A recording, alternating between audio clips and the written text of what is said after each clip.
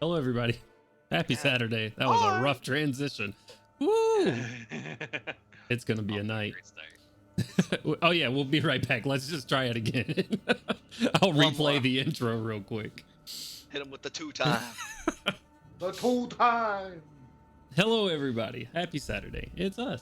All of these people are Knock Dice. That is this group, the collective.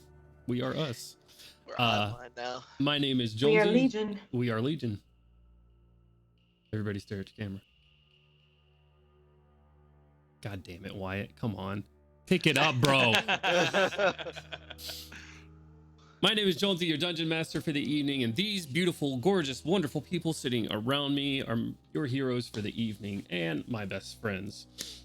Today we continue across Eberron. However, before we do our normal, usual, typical announcement, we are still raising money for our charity of choice, which happens to be right now the International Medical Corps. That link was just dropped for you to click on in chat. What is the International Medical Corps, you ask? Well, they're helping on the Ukraine front with that crisis with some physical and mental health things. So go donate to a good cause and you know, help save someone's life. You too can be a hero. You're the real hero. God damn it. So last we left off, unless anybody has anything else. Anybody got anything else? We don't have birthdays are in August. We have tons of birthdays in August. No birthdays right now. Yeah. Birthday apocalypse happens next month. Yeah, birthday apocalypse. This is where I TPK every session as a birthday present. Noted. And you get a new character, and you get a new character. I'm gonna get rid of these birthday 20s real fast. Jones said we're gonna clear out those backlogs that you guys have been creating. Yeah, speaking of, if you have August birthdays coming up and you have a birthday 20 in your back pocket, I don't. use it. Unfortunately. Because they do not stack. Okay, so last we left off, our heroes were sailing north from Scairn, the fishing village, chasing down the elf, the scoundrel, the terrible father, the necromancer, the warlord, the marshal of the undead, Edril. They're hot on his tails after he killed Gorham's brother Melgrim in his home. After also setting an undead army upon them in Scairn, they sailed north to Farlnen, one of Edril's last known locations or bases, something they're not very sure. They find themselves sailing upon a vessel with a bunch of pirates known as the Bloodsails. This vessel captained by a vampire pirate or a vampire known as Dario. They sail north now after not getting response back from Dario's sister, some person of import on the Isle, or at least to Dario. However, they were ambushed along this journey in the icy seas north of Corvair by a grim jester. That's the name of the monster, by the way, guys.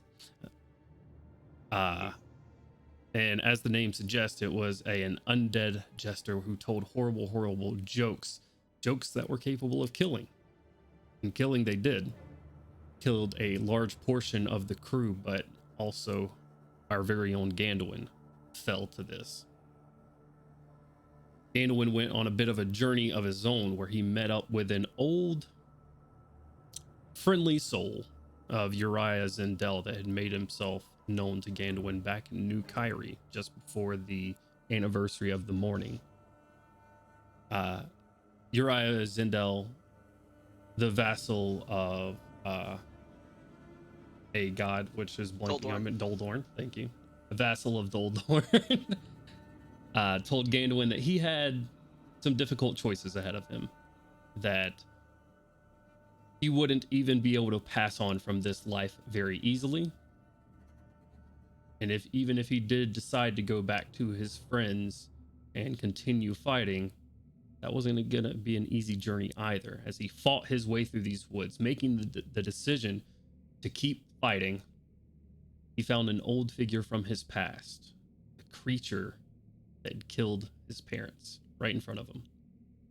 He fought through these dark, rainy woods and eventually made it to a cabin that Koshik has found several of our party members in before, as they continue to find danger.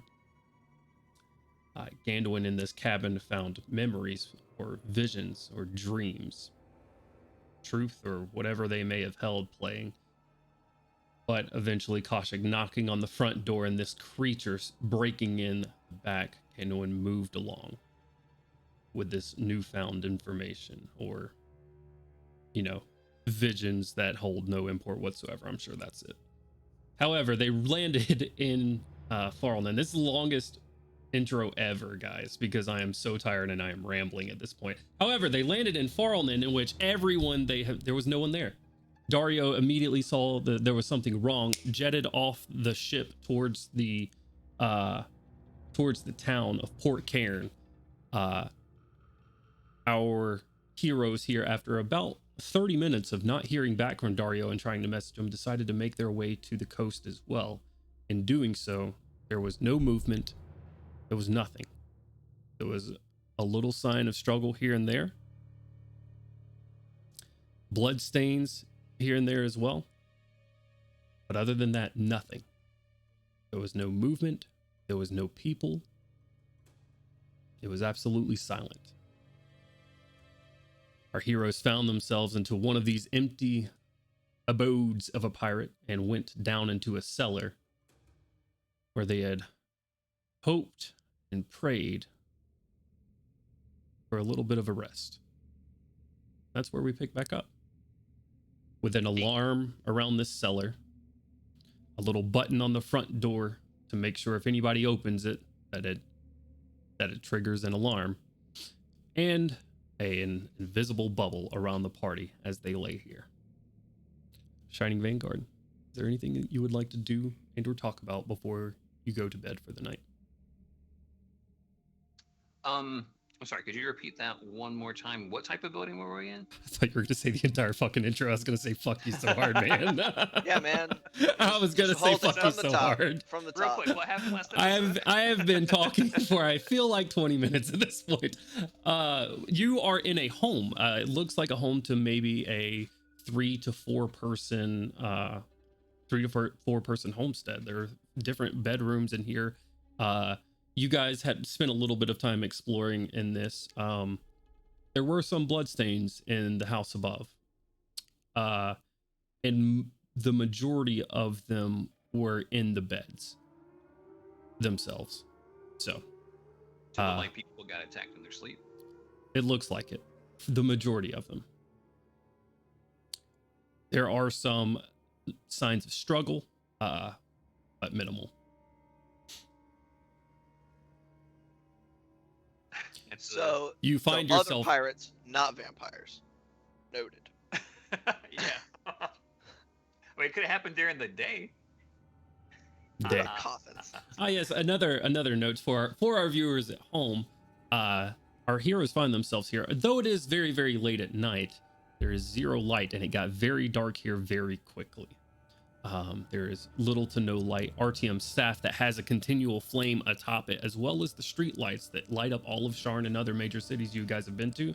The lights of them, all of you would have noticed at this point, are halved here at the port, at the edge of the island. Gotcha. I see. All right. Yay, fun. Well, everyone's getting settled in, and we have those restrictions on place. I can't remember what room did we put the bubble up in? You are down in a cellar right now. Okay. So, you have a couple of like hidden things. It looks like there's maybe like some wine casks and stuff hidden in here, as well as maybe some the look. Yes, there's a couple of wine casks down here, as well as a couple of other valuables it may look like that nobody grabbed. Well, in theory, you just pop open one of those. Yeah. Rancid. Yeah, I'll take a quick little sip to see if I'm having like really nasty negative energy wine. Smell like vinegar. This is undead wine. No, it doesn't taste like vinegar, but it does. It almost It does tastes. taste like undead. It almost tastes watered down. Oh. I like that. Interesting. With Does blood. it feel woozy after drinking that wine? Is it drugged cask? I'm sure I would if I had enough. Goddamn. I'll just leave that be for the time being. Sure.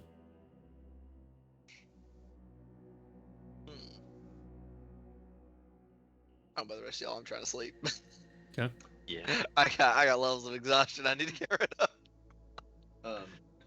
Less than you would have, though. Less than I would be able to walk right now. I had more. I'll take first watch, but we should probably try and keep watch in pairs.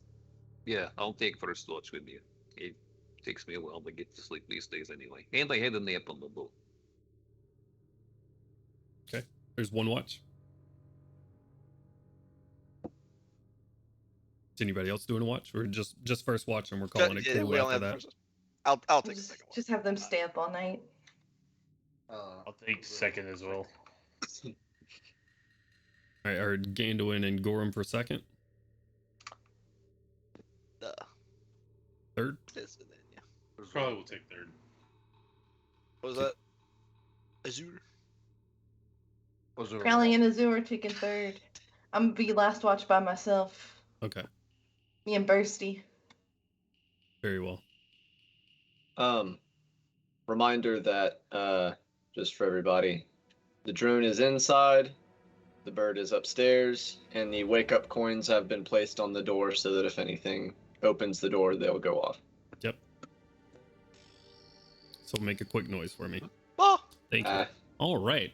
So, first watch. Who I forgot who it was, but Milo and whoever else it was. Archer. I'm not going to bother having you roll perception checks. Your watch goes by completely quiet other than what the noise is coming from inside of this dome. Probably a little bit of noise because Milo is working on his armor for Archon would see him like attaching like some kind of node to certain points around it. They're all sleeping to the sound of like a socket wrench or something. I rolled a 6 on my knowledge arcana to know exactly what that is. Stuff. Hey, Milo, when you get it's to a stopping point, do you think you could do me a favor? Sure. What do you need? If you don't feel comfortable doing it, that's completely okay. I can understand it being a little bit distasteful, but He just blinks a few times at you. I could use some clothes. Unless you want me to go out hunting for something appropriate. What do you mean you could use some clothes? Just looks down at his normal shirt, vest, and floofy vampire shirt underneath it. I mean, it's cold as fuck outside. Yeah. One sec. You don't mind, kind of ransacking these people's clothing. He will mentally command the Kestrel to go check bedrooms or something for warm weather clothing that might be altered to suit Artyom. I don't care what it looks like, it just needs to be warm. Your Kestrel could probably find it. Your drone would probably have to carry it. But easily enough with your mechanical creatures upstairs, I think you could get the job done. The drone's in here with us. Gotcha. So okay. We found some, but you're gonna have to get it in the morning. Can't quite drag it through, but we've located it. Sure, that's upstairs. Fine. Right. I can't leave the dome anyway, or it'll go down, and the door is alarmed and everything, but yeah, I appreciate it. Right. So, what you doing there, fella? Well, I find it likely we're going to run into more undead monstrosities, so I am taking measures against that. are you familiar with the different types of magical energy? I know you use magic, but I don't know how much you know about the theory behind it. Yes, I'm familiar with the different types of magical energy. Okay, so what these are going to do is whenever I become the target... Just, go ahead. I mean, we haven't really discussed this, but I got my memory back. So I got, roughly 15 years of actual magical training back into my brain after I died, so. Oh, brilliant. So what this is going to do is it'll intercept necromantic energy and reduce its impact on me. That's awesome. Less damage is always good. Well, yes. It seemed the most pragmatic choice. The limitations of these nodes is that it can only be filtered out to select one type of magical energy, but... So, necrotic, I assume. Seems like the choice right now, yes. All right. Hey, it's amazing. Did you ever do the anti-detection thing? It's not a big deal now. He probably knows exactly where we are if he got the captain. I did actually construct something that would work for it, yes. I just need to finish getting it powered. Can't change my infusions till after a long rest. Yeah. It's awesome as well. Okay. Well, do you need a hand with anything? I mean, Now, it'll be charging up to my armor's power source, should be ready by the morning. I mean, with the thing that you're doing right now. I'm just calibrating at this point. All the hard work of constructing it was done on the ship. Let's go. Okay. Do appreciate it, though. Yeah, no problem. I will let him get back to work. Okay. You guys watch. We're never gonna get hit with any necrotic damage for the rest of the campaign. Right. Love it. Yeah, that's it for. Jolie said they're prepared for necrotic damage. Let me write that off the list. These Thanks. are all radiant zombies and the. Yeah. That's not a bad idea. Oh no, y'all slipped and fell into Irian instead. However, Terrible. your guys' watch comes to a pass. You wake up Gandalin and Gorham. Gentlemen. Fuck. Fuck.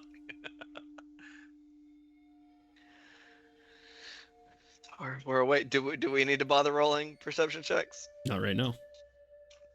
Okay. I don't like that. What do you mean not right now? Is there anything you guys would like to discuss or do on your time on watch?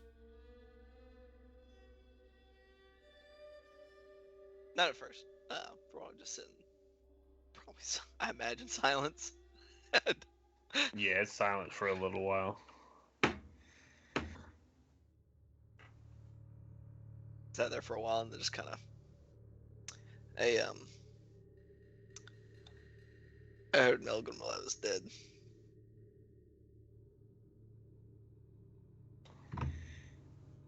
You heard Mel. Yeah. I don't know how, but I guess he could see or sense or something, some extent. But says he's made his peace with what happened. Secure in the hall, I suppose. That's good. Ancestors watch over us in their own ways, I guess. Yeah. Gandalin, I would like to see, well,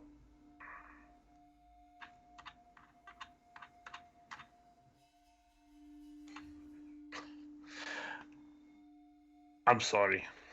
Forget you wound up in all this. I feel like I failed you.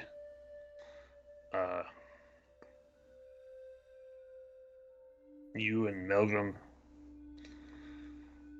everyone else who he's killed.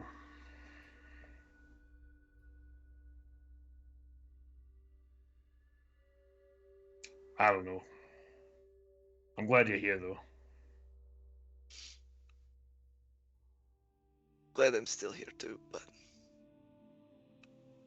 everybody who's here, we chose to be here. For one reason or another. We all made that decision for ourselves. So did Melgrim.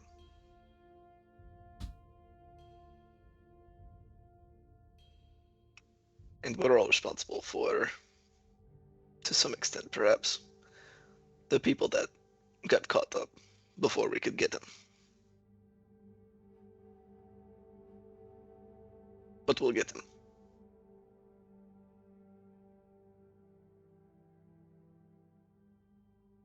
Aye.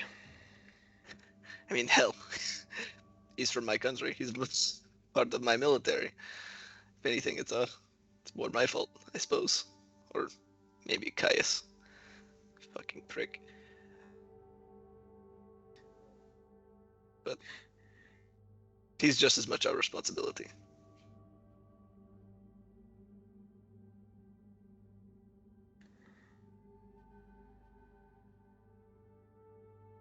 Well,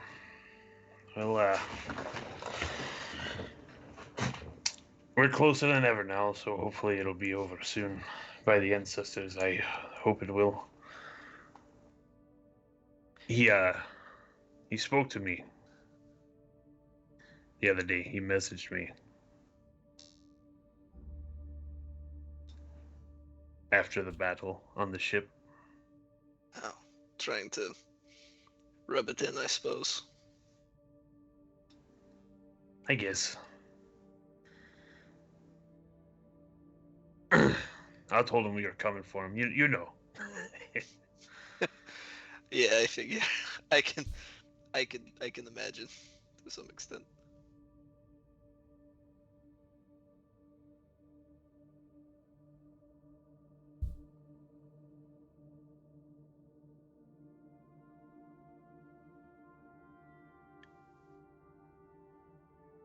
Don't let it even get to it, at least not yet. Plenty of time for regret and mourning once the job's done.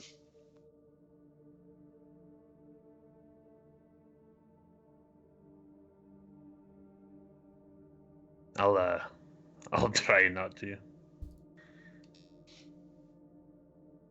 Also, don't recommend dying. This sucks. It's pretty shit. Yeah, you don't look good. Don't feel good. So, if he's feeling like having a little bit of fun popping in people's heads every now and then, I guess we'll just keep an ear out. Who knows? Maybe he'll be stupid and say something useful for once.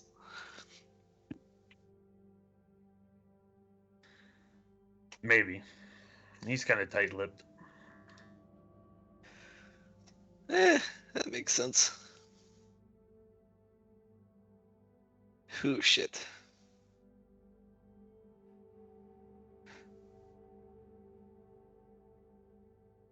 Well.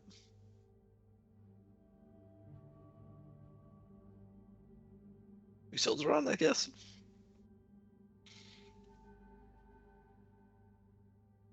Aye.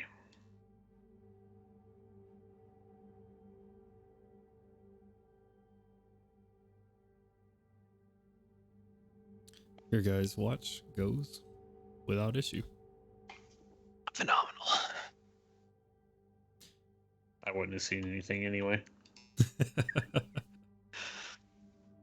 Unless His there's eyes closed the whole time.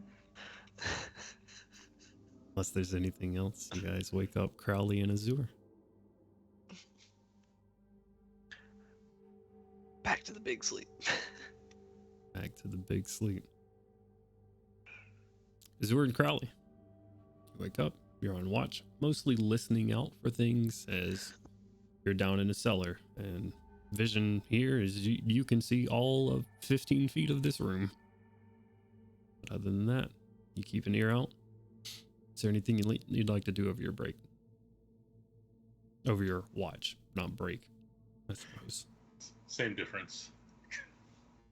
Compared to what you're used to, yeah. It's quite easy when you have to just look at one spot the entire time. Resting well, Azure. Trying to. You? Well, I can fall asleep anywhere. It's not that hard. I agree.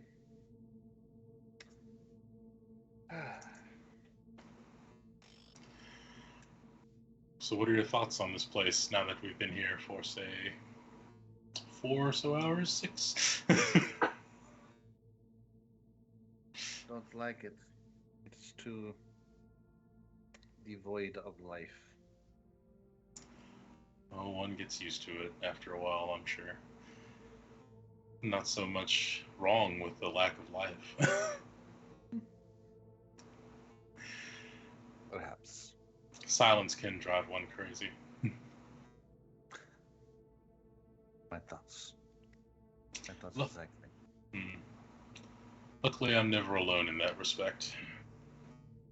Still, if you need conversation, as always, I am available. As I said, I am the most approachable. Yes.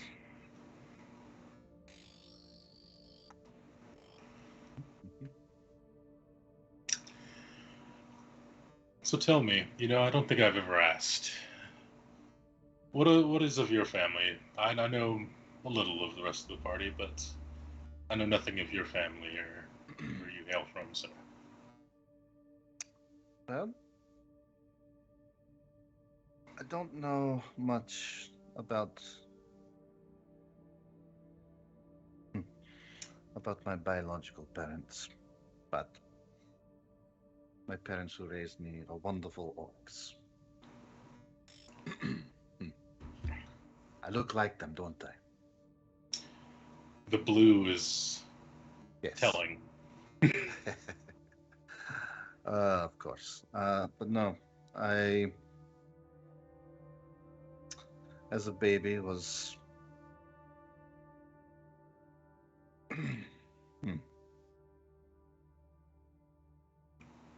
given a different chance in life. I'd see it, as I see it. 2 orcs who could not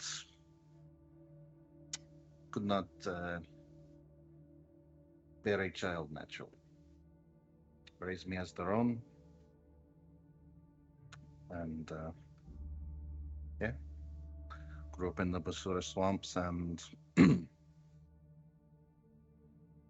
with my father and mother trying to teach me all they can about the Gashkala. Very fortunate. There's no dishonor in being an orphan and being raised by a loving family. Nor is there dishonor in being an orphan. You could have been raised and grown to be a respectable adult like Gandalin. Indeed. On the other side of the world. But that's neither here nor there.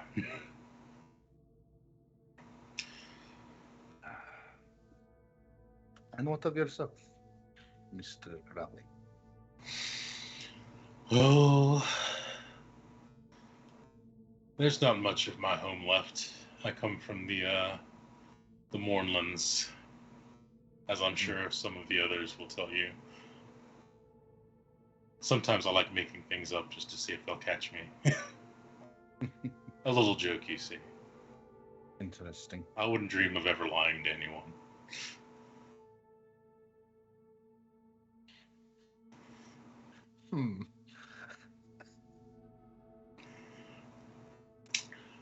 Most of my family was wiped out with the coming of the Mornland. I have a daughter. She is in a coma, somewhere safe. It is my hope one day that she will once again be free in the world and enjoy things as a daughter should.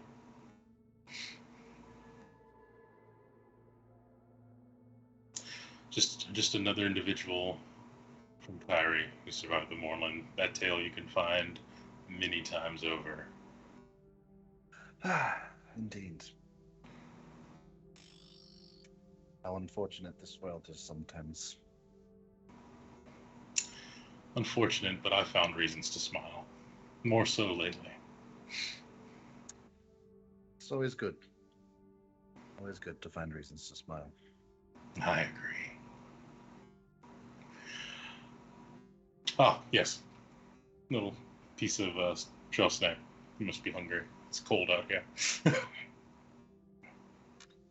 It's a ration I took the privilege of storing away. I'm sure no one will raise too many eyebrows. So we'll eat and then take out one of his wine sacks and take a little gulp. To better days ahead. It's better days.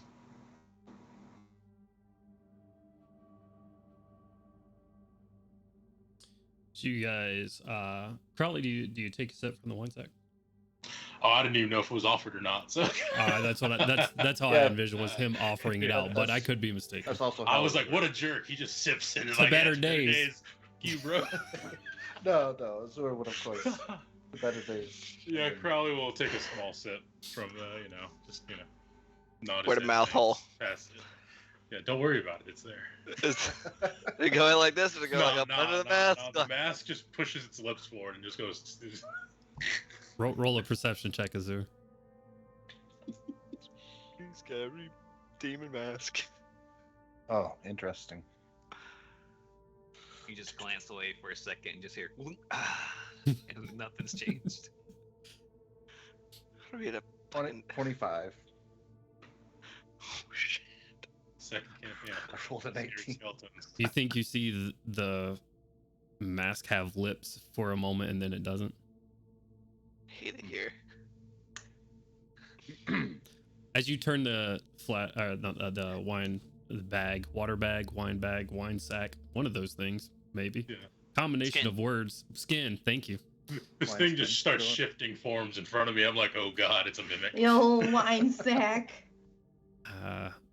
The old Gashkala mimic trick. Both of you Gotcha. hear from upstairs.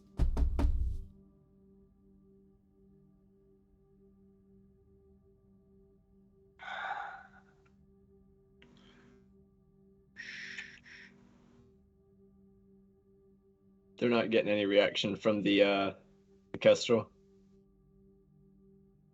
Few seconds after that goes through, Kestrel comes fluttering down from upstairs, flies into the dome, and starts pecking Milo in the forehead. Yeah, Crowley's gonna be just. Crowley's gonna be crouching and moving toward Milo, knocking at the door. Zor's got his crossbow at the ready. Yeah, Milo kind of like drags the bolter over. Does the Kestrel communicate what it may have seen upstairs? It didn't look outside. It just immediately alerted you to the noise. And He'll send it off to go shortly- peek out a window or something. Shortly after you, give me a perception check real quick. Call it DC 10. That is a natural 20. It sees Well Dario. used. It seems to be Dario. All right. I'm going to wave to Azure. It's Dario. Seems to be Dario. Seems to be. Milo, wake up one of the others, and I'll go upstairs. Azure, you keep ready, I will go with you, Crowley. if you wish. Milo will wake up Koshik. Azure, if necessary, I will grab you, and I will teleport us back down here if anything happens. So be ready. Okay. All right, so Crowley's gonna start moving upstairs. Very well.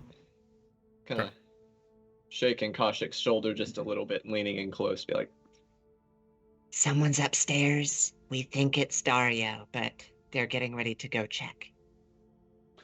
Azor will follow Crowley, but try to stay a little bit behind and keep to whatever shadows are in this place. Sure. Give me a stealth check. I'm just gonna mouth. Stay within arm's length. Just make sure you can reach out to him. That D20 went flying. Kasha rolls over with a, let me know if there's trouble. Goes back to sleep. I want my long fucking rest, bro. We got bolter and drone aimed at the door. Sure. You have your drone by the back legs aimed at the door. Sorry. That's a little bit. It can be like predator. Like Yeah, I figure mounted on like his it's shoulder. aiming itself, but he said he's aiming his blaster and his drone at the door. Man, cocks the drone. It's like, have you seen them like cock the dachshunds and stuff like that? I don't know. Anyways. Yeah, I've done that with my cat before. So. Yes, that. There you go. Okay. 30-20 stealth check. 30-20. All right. Very well. Crowley, I assume not stealthing since you're going to answer the door at the moment. Is Azor staying within arm's length like Crowley has instructed him to? Let me know when they open the door. Yes, if Azor can with that stealth check and still be hidden from the door. Yeah, you can hide like behind the door as Crowley opens it. Crowley, with your passive perception, you see the button that Milo placed in front of the door that will start screaming if you open it. I'm not gonna open actually, the door. Yeah, so I would say, well, would Artyom allow his friend? Someone make a noise real quick. You can designate certain people that do not trip the alarm from the cellar. Would it have been anybody and everybody? It is contact. Okay. So, but I can disable it as a. This is alarm, not the. This button. is the alarm spell. Oh, the alarm. For I thought you were Artyom. talking about the buttons. Yeah, Artyom. As soon as they get to the top of the cellar stairs where you place the alarm, it goes off, and it wakes you up. Artyom will bolt upright and cast Pass Without a Trace, and just kind of like look around to see what the fuck's going on. You see Crowley and Azor going up the stairs. You see Azor, or you see Kaushik rolling over and going back to sleep, and you see Milo aiming a drone and a blaster at the door.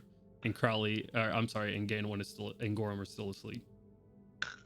Since he woke up with a start, he will shoot a message over to Artyom. Someone's at the door. A mind blanked on his name. He communicates Dario. the situation to Dario. He's like, It seems to be Dario, but they're going to check. No, don't go and check. I can take care of it. shoot a message to Crowley. Hold up. Artyom says he has a way to check. I will flutter Barrick out and perceive through him so that I can see a visual on Dario, be it through a window. Yeah. And then I will mentally ask Dario, what are you doing? Could you let me in, please? Go to another house. We don't know what happened to you. People are trying to rest. They're still hurt.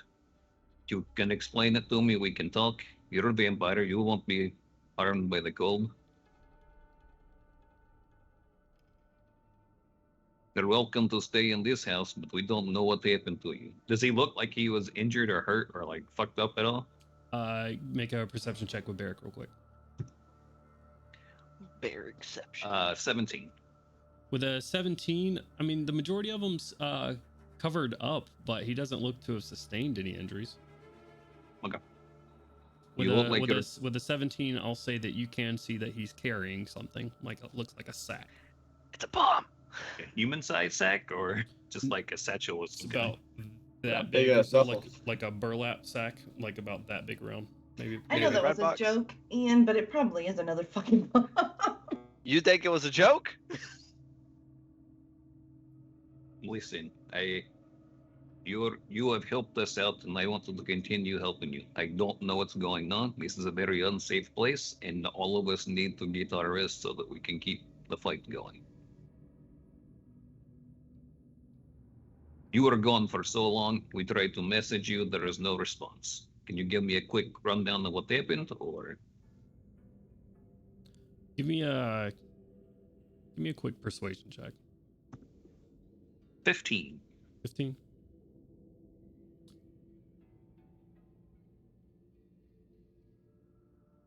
I think my sister has been killed.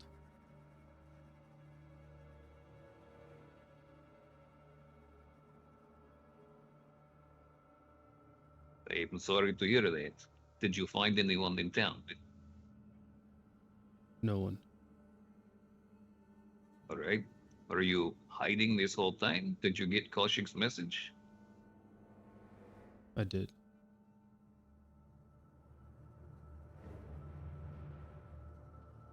Can you just let me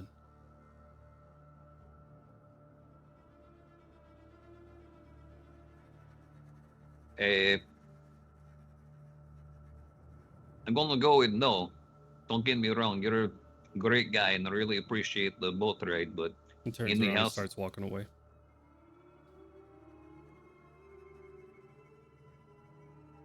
I'll see you in a few hours. And real quick, while I still gonna, your ship is left, we sent them somewhere safe. For Jules was the first mate? Mm-hmm. Hey, Jules sent him somewhere safe. A distraction from the death here, possibly. You don't see a break in stride. He just kind of keeps walking until he's out of range. Is Milo able to see all? I mean, obviously he can't hear the conversation, but does he see him walking away through the Kestrel? Yeah, easily enough. Where's he going? I'll gesture them closer so that I don't have to He's using message. one-on-one someone for the people that are in the area. He just showed up, I guess, and he said that he got Kaushik's message, but he didn't respond, and that he believes his sister to be dead. He wanted to come in. He was holding something. I'm not sure what it was, but I told him, essentially, there's plenty of other houses. They trust why he was just not saying anything for a long time, and he just decided to walk away. Couldn't tell if he was under compulsion or if he was just heartbroken. Crowley, takes about 20 seconds from you to walk from the cellar door to the front door. And by the time Azur stealths and you move the alarm over, you have seen Beric land on the window sill, and you hear Dario walking away. Should I have the Kestrel follow him? Absolutely. Don't know where he's going, don't know what he's doing. He could be the only other living thing in this town. Yeah, go ahead and have the Kestrel go out the chimney and follow him. If he's an ally still, then there's no problem. And if he's not, then at least we'll know. All right. I mean, I feel bad for it, but I'm not going to risk the safety of everyone over him having a few hurt feelings. I'm spent. If it did turn out to be something bad, we couldn't handle it. Yeah.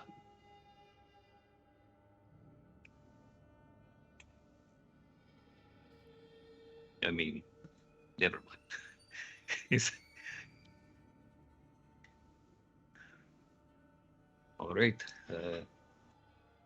Crowley's going to cast Sending to Dario. Okay.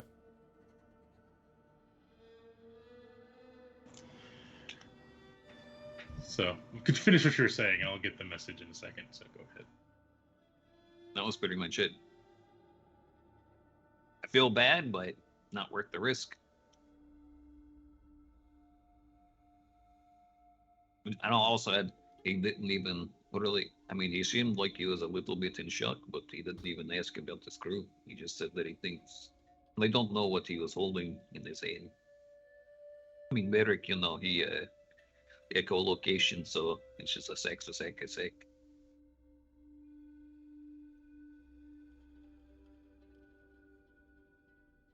Well, if he takes whatever's in the sack out, we'll be able to at least get an idea of what it is from the Kestrel, assuming that the Kestrel's able to continue following him.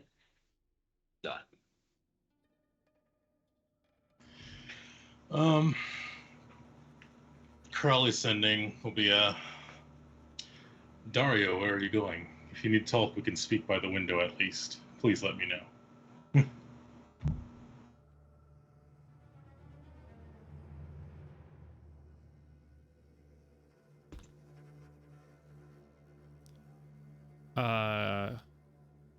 Give me a quick persuasion check with disadvantage.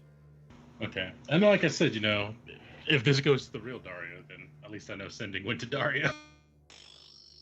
Someone make a noise for me real quick. Appreciate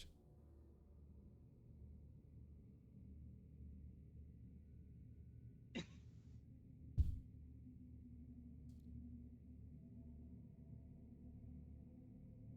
$23. 23.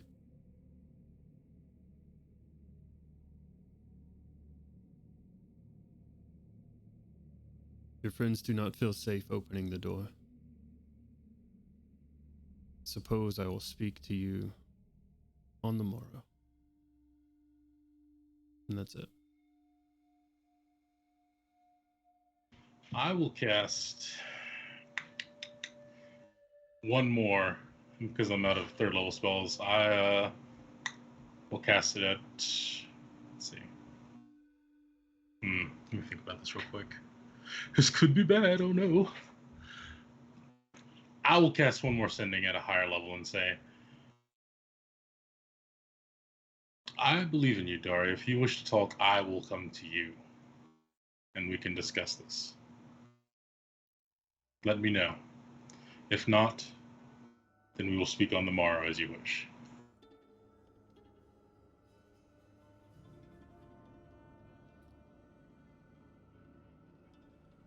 Find me in the largest state to the north in the morning. All right, with that, Crowley will go back downstairs. We're done here, Azure.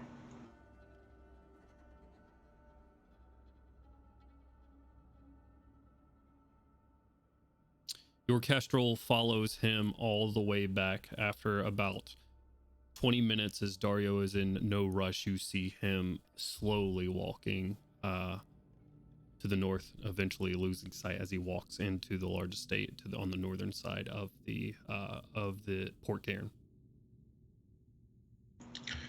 I was gonna say, as I go downstairs, I'm gonna make my way over to the Milo, who was the first to wake up, and the others. We'll meet with Dario at the large estate north of here. Fort Cairn. Right, he's already there. Yeah, he told me to meet there. Last instruction before Milo gets back to sleep is to fly back and alert if Dario leaves or if anyone else goes in. Yeah.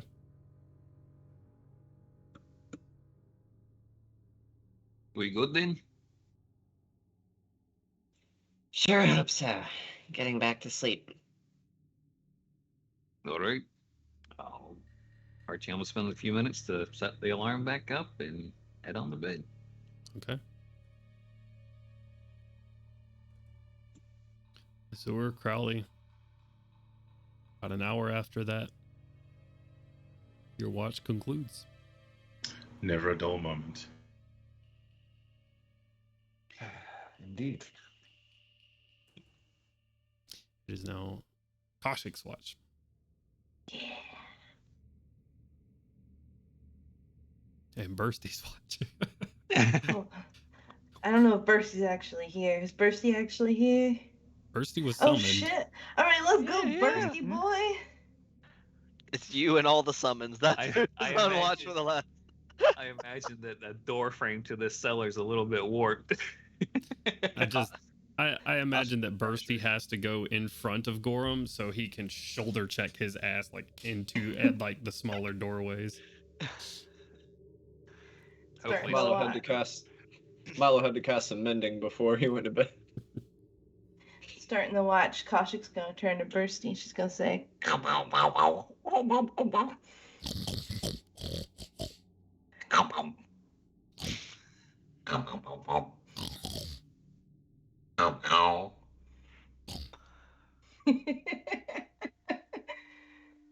heart-wrenching RP.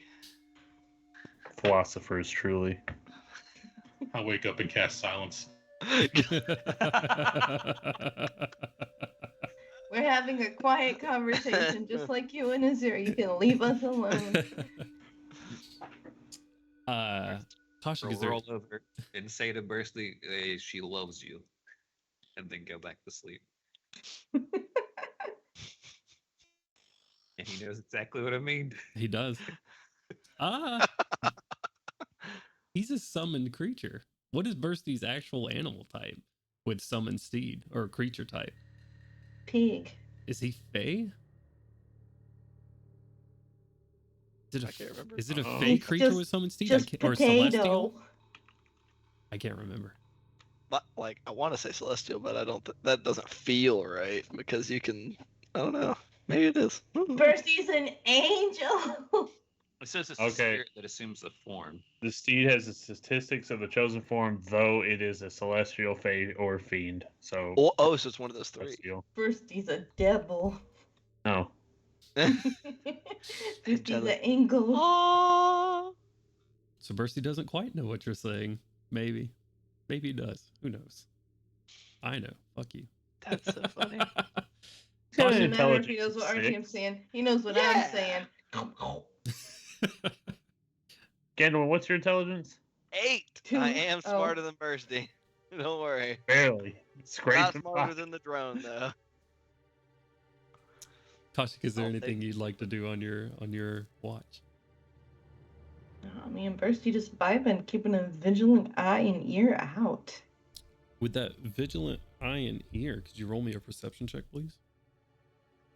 Vigilant eye in both ears, actually. I'll He's do gonna the sniff them out. Gotta do the gold D20, the one that Ian likes. 17 plus whatever for perception. I think it's 9. Or yeah, plus 9, so 17 plus 9. Nice. Let's go. 20. The gold D20 does not lead astray.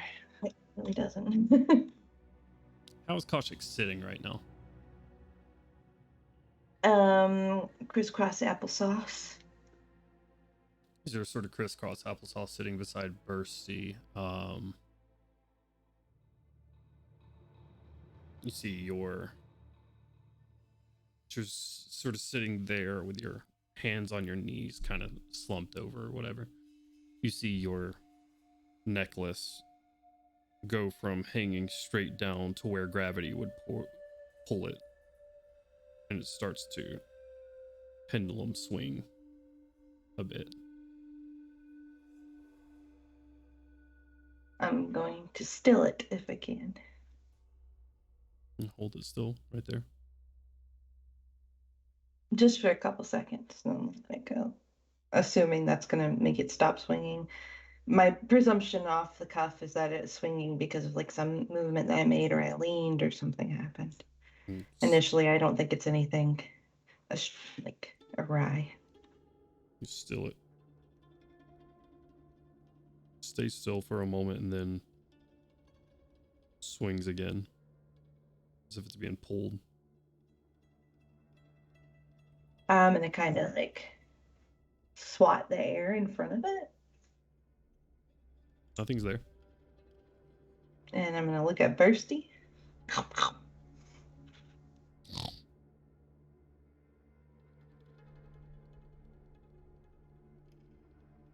I'm not gonna wake anybody up right now.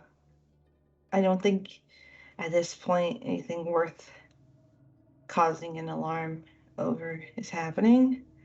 So I'm just gonna keep stilling it as much as I can. If it keeps happening, I'm just gonna keep pulling it back down and try not to lose too much focus on what's going on around me while I'm doing that.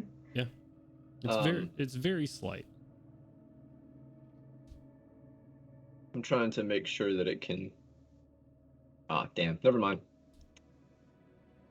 I forgot that the homunculus can't verbally speak. I was gonna be like, it's sentient and it's supposed to share knowledge with its creator, so it could probably chat, but it can't talk, so never mind. Other than that,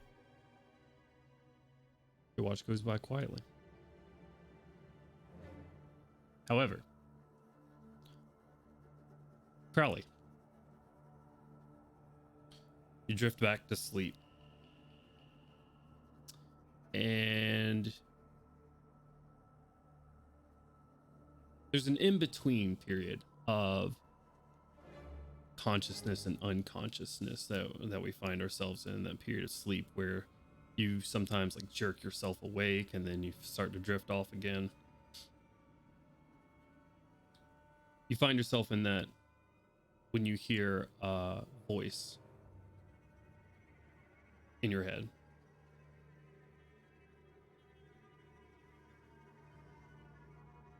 Father? What?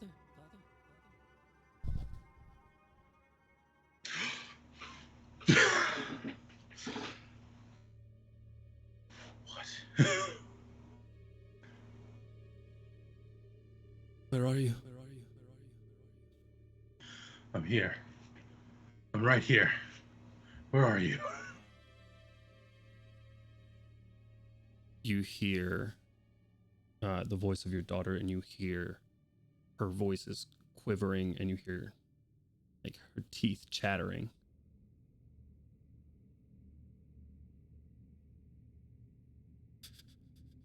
It's cold here. Just tell me where you are. I'll come for you. I'll get you. Don't worry about it. Just tell me where you are. I can be there right now. And there is no more response after that. Don't go quite now. No. Where are you? Keep talking to me.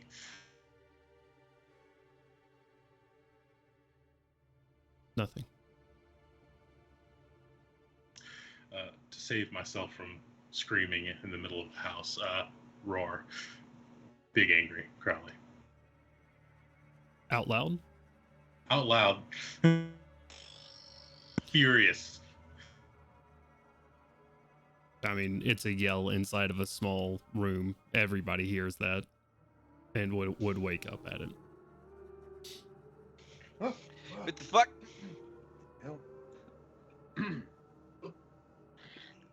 Artyom burst awake and cast Pass Without a Trace.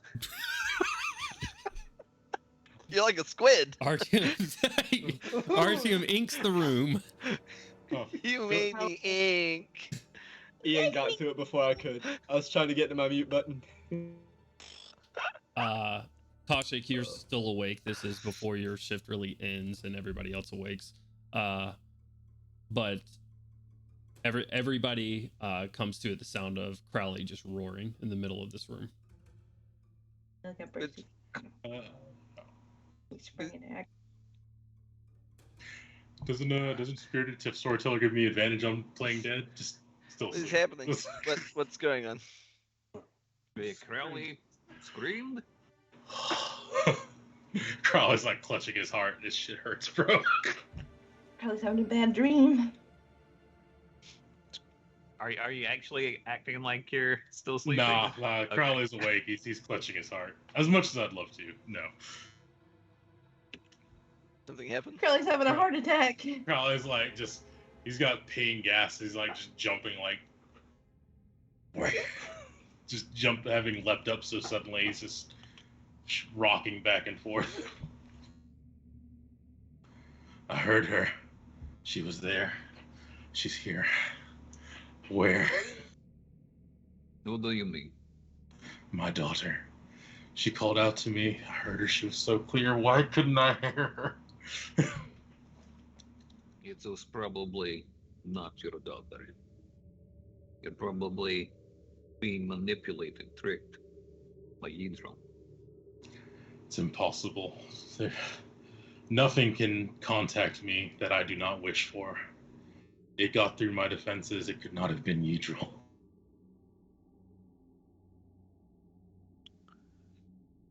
I have a mental block at all times. It was her, I promise you. Maybe it's just a dream, Crowley.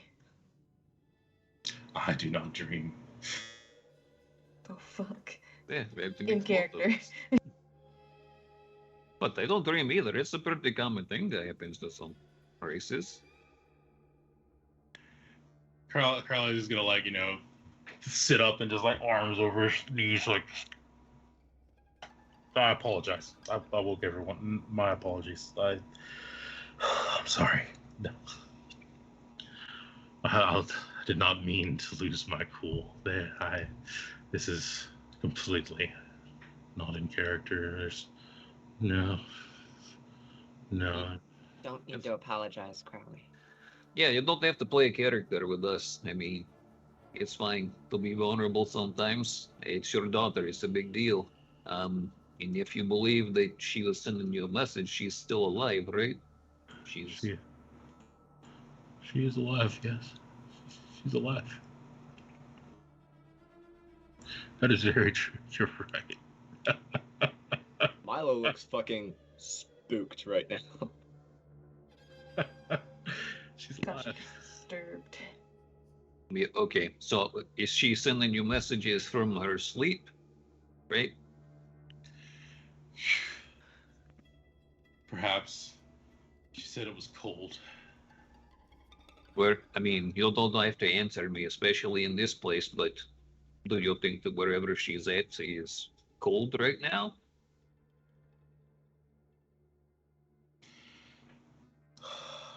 I believe her.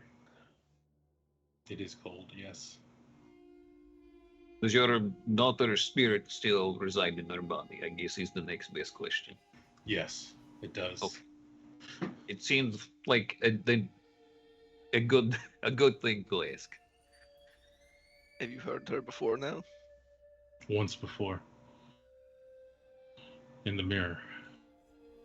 But not No. not any time else. Where is that mirror? I keep it on myself. Say somebody has it. I keep it on me. Do you think maybe the voice came from the mirror? If it did, this is highly unusual. I don't think even Gandalf experienced anything from the mirror. No, but we are now on this island. It's true. Where we were told things are. You say this is a manifestation zone of Maybar. Yes. That is very true. It might have increased her ability to reach to me. Is your daughter a practitioner of any type of arcane or divine magics? Yes. She is dragon marked. Oh, all right. Okay, maybe not say which one, just in case, like No. ears and stuff.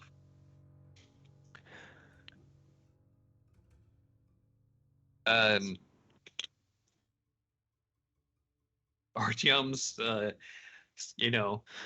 kind of has one of those hesitating moments of, should I be a good friend to continue to be concerned, or should I be a good combatant and make sure to get these spells prepared? He tries to do half of one, or half a dozen of one and 6 of the other, like kind of sitting down and getting some stuff ready while asking, well, what do you think it could have been?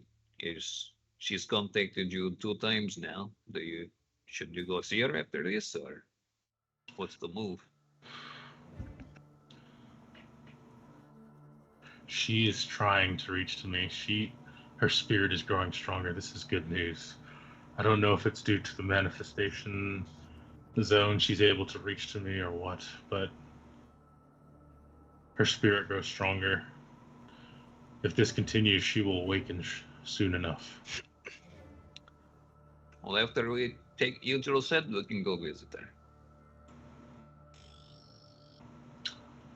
I would like that greatly. Yeah, I'd like to meet her too. I'm sorry, Artyom. We should be resting. There's no time for this sentiment. Oh, you don't? Yeah. Oh shit! Was that not the tail end of Kaushik's watch? Yeah, it's coming up to the end of the watch here. For the rest of you, it is an early waking, but you get your long rest in. Hey, okay. DM, we are aware that Maybar isn't necessarily like undeath. It's specifically negative energy. It's not like death, like not like a realm of death or undeath, but specifically of negative energy. Correct? I believe that Milo has voiced that in front of you. Okay. All right. I think. Well, might as well go ahead and stay up. He is going to unplug the reflavored Lantern of Revealing.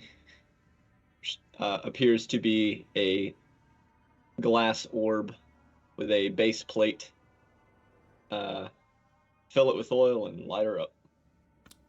I know what that does, but for everyone else here, could you tell what the Lantern of Revealing does? I will get the verbatim real quick. Please do. Appreciate it. From our While lit, this lantern burns for 6 hours on 1 pint of oil, shedding bright light in a 30-foot radius and dim light for an additional 30 feet. Halved here, obviously. Invisible creatures and objects are visible as long as they are in the lantern's bright light. You can use an action to lower the hood, reducing the light to a 5-foot radius. Okay. So for 15 feet around us while we're here, invisible objects will be visible. and you are lighting it now. Or going ahead and loading it up and I'll light it. Yeah, no, now, because they can send the scrying thing up whenever, so. Sure. It's about 6 a.m., so that'll be good until about noon of this day. Right, Following actions. you said 6 hours, right? 6 hours, yeah. Okay. Following actions while everyone else does their stuff will be to get those closed for Archium, adjust if needed, and raid the house for more lantern oil if there is any. All right. What were you saying, Crowley? Takes off upstairs. Oh, I was just gonna joke. How many spirits do we see now that the lantern is revealing? A lot of ghosts. Especially with Crowley in the room. Right now? And None? Kaushik will get the lamp. Okay. There's a lantern. Das ist lantern. All right. You guys awake? It is early, although it looks the same outside. There's no sunrise on the coast. There's nothing. It is still pitch black outside, with the exception of the dimly lit, ever-glowing torches on the streets. All right. So what's the plan? Dario is waiting for us in the estate to the north. He came by last night, but he was not allowed entrance. Yeah, it seemed like a good idea not to let the vampire that could be being controlled by Yidril into the place where everyone was resting. Did he say anything useful? They like, what did they find, or why he didn't answer the message or anything? He didn't elaborate on why he didn't answer the message, but he did say that he believed his sister was dead. Why? I assume for the obvious evidence of everyone else in the town seems to be dead. Oh, okay, so he didn't say. No, he did not say. That was the assumption. That's fucking weird. Well, I believe he was told to not enter, as Artyom has said, and I spoke to him a little bit more afterward, and he said he'd be waiting for us come morning. Did he not say that he would try to rip the world apart if his sister died? Seems a little calm. Yeah, seems a little calm for that declaration. Nah.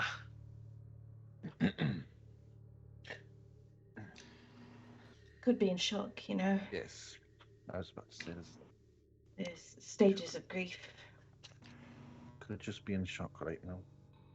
I would like to say with the morning we would have the advantage, but that's not very likely in this weather.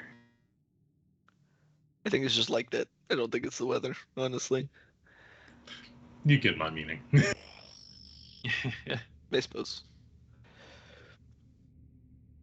So we're gonna go talk to him? I think that best.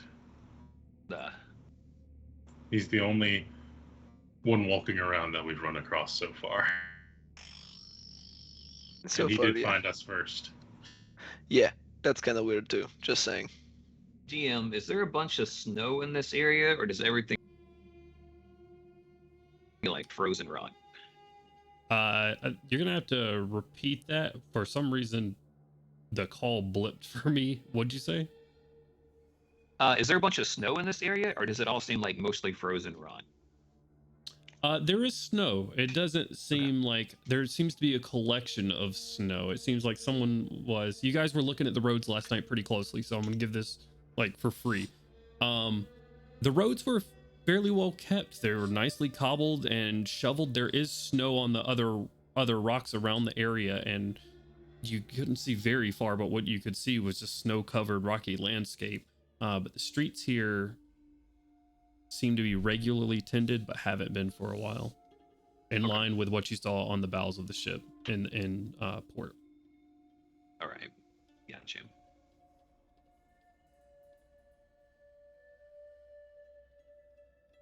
Huh. Yeah, that's interesting to say the least. If we're gonna go meet with him, we need to proceed with caution. Especially if we are thinking that maybe that estate or wherever is where everybody got taken. Or something. Or maybe they're in fucking Maybar. Who knows? This is true. Because the forest was also a manifestation zone, correct? The one that we stumbled into a while back, the Eldritch Groves. Those were also manifestation zone. That's the conclusion that Milo came to, is that was a manifestation zone to a demi-plane of sorts. Right, which is that weird, because that was Barathus's like spot that was being invaded. Okay. So logic would dictate that if it was at certain times of the year, it was possible to cross into that demi-plane in that manifestation zone. There are, if not necessarily the exact same parameters, but there are parameters that would allow someone to cross into Maybar from this manifestation zone. You don't know the laws that would be we don't around like it, but we don't know the rules, but there's probably some kind. There's something similar, even if it doesn't work the same way. right, logic would dictate that there may be some ability to travel between planes here. Okay. Just because it's empty now, I don't think we should assume it will stay that way. If there's any kind of, if this works anything like the Eldritch Groves, then there may be some time, some day, some part of the year where things and people can cross between here and Maybar. Right. Yeah.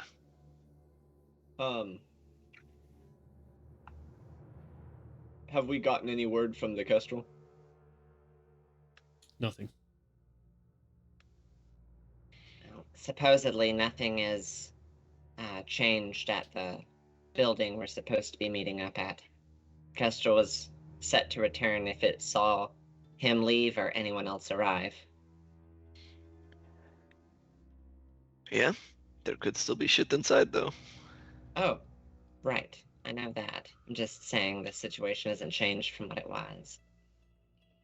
Or Whatever if it was. It. That too. We don't know what all he's capable of. Yeah. All right. This might have to do with. I assume this might have. What occurred here might have something to do with the blood moons. He's just been ramping up whatever he's been doing as more have been appearing. Can we see the moons from here at all? Do you want to go outside and check? Sure.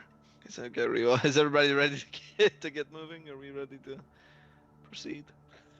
Yeah, we can go ahead. I'm done preparing. Oh, give well, just one more minute. Let me get the perfect. telepathic bond going, and then we can go. I'll just do the ritual real quick. And then I'll go outside and look and see if I can see the moons. I'll hobble at Gorham speed. RTM, can you roll me percentile dice real quick? Uh-oh. Nice. What? All right. Is this going to be for how cold it is? But how much below Oh, zero? shit. 85. 85. 85. The clothes that Milo finds for you, 85% fit however you would like to interpret that. Cool.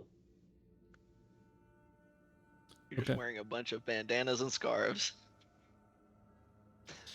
His sleeves are too big. There's a couple bandanas and scarves. Hell yeah. I'll just put Let's on my go. Gilmore's Glorious Goods robe and be like, oh, this is a very comfortable house robe I have. It'll work good against the cold. Nice. That's the Um, best we could find, I think. Milo, give me a quick investigation check. Ooh, I like these. Investigate good times. Come on. Hey, 16 and 18. 26. 26. You search the house thoroughly. It looks like all the lanterns in the house were left burning. You find one flask that is of oil that is about half full. Nice. All right. Oh no. Fire hazard. We're gonna need more than this. He says, holding up the half-empty flask. So keep an eye out, I suppose. What do you need this fighter for? The lamp that shows invisible things still needs a physical basis to manifest the magic. Oh, okay. Yeah, I'm sure we can find some more. I mean, no, those are ever-burning torches. The magic ones outside. I'm sure we can find something with a little bit of maybe some on the boats, right? They'll have to go out long distances. Unless they also have vivid burning torches. Did the boat seem lit up last night when we approached the city? No, they did not. Okay. Damn it. Why is that a damn it? It's a good thing for them to have oil. I just like the drama. This fucking guy. All right. So Step outside. you guys gather your things up, get the telepathic bond going so you can communicate telepathically. And step outside. Gandolin, you look towards the sky. Mhm. It is dark. Can't see the moons at all. There are no moons. There are no stars. There is no Oh. sunset. Sunrise. There is nothing in the sky. It is dark. That was the same. It was like that last night. You're able to see stars before. Oh, You saw So- the moons go from 6 so to we 7. saw the moons when we first got here, and now there's nothing. Not when you first got here, when you were sailing in. Okay. What was it? Was it like a night and day difference? Like we set foot on shore and all of a sudden, No, it wasn't cut? like sudden. It's gradually become this way. like as we got closer. I Correct. assume Okay. the same Okay. aura that's making light sources be small obscures the. I just want to make sure that we hadn't like gone to sleep on the material plane and woken up in Maybar. Ha ha ha ha ha. That That'd would be- suck. And it's not outside of this realm of possibility. Outside the realm of possibility. Jones really like fucking laughing his ass off on the inside. Well, shit. So Okay. much for checking that. I'll go check out the boat real quick to see if there's any oil reserves on the boat. No big deal. So you're gonna head back to the docks. Yeah, I'll swing over to the docks real quick. Okay. skulk around. You guys are about 10 minutes away or so from the docks. So about a 10-minute walk. You're not right. A bit. Yeah, you wandered to a little bit more upscale and inland house to house you guys. We can all go together if you want, or I can just Probably the best idea. transform if anything bad happens and come back. Unless it's one of those ghosty stabby things and they just obliterate me like last time. We should probably stick together as a group. Yeah, agreed. Just Okay. together. And Azur's gonna summon his Drake. Acid this time. Acid. Acid. Okay. So, Pass without trace. are you guys sneaking then? In that case, I'd rather not make my presence super known in this place sure. at all. Yeah, give me a stealth check. +10. Which is dark here, right? He says it's dark all the time. It is dark all the time. I'll also go ahead and cast Dark Vision once we start moving around outside. Okay. Bless your heart for that pass without trace. Yep. 42. Holy balls. Almost as good at a 26. Only a modest 32. Let's go. We pull up. 19 on the dice will do that.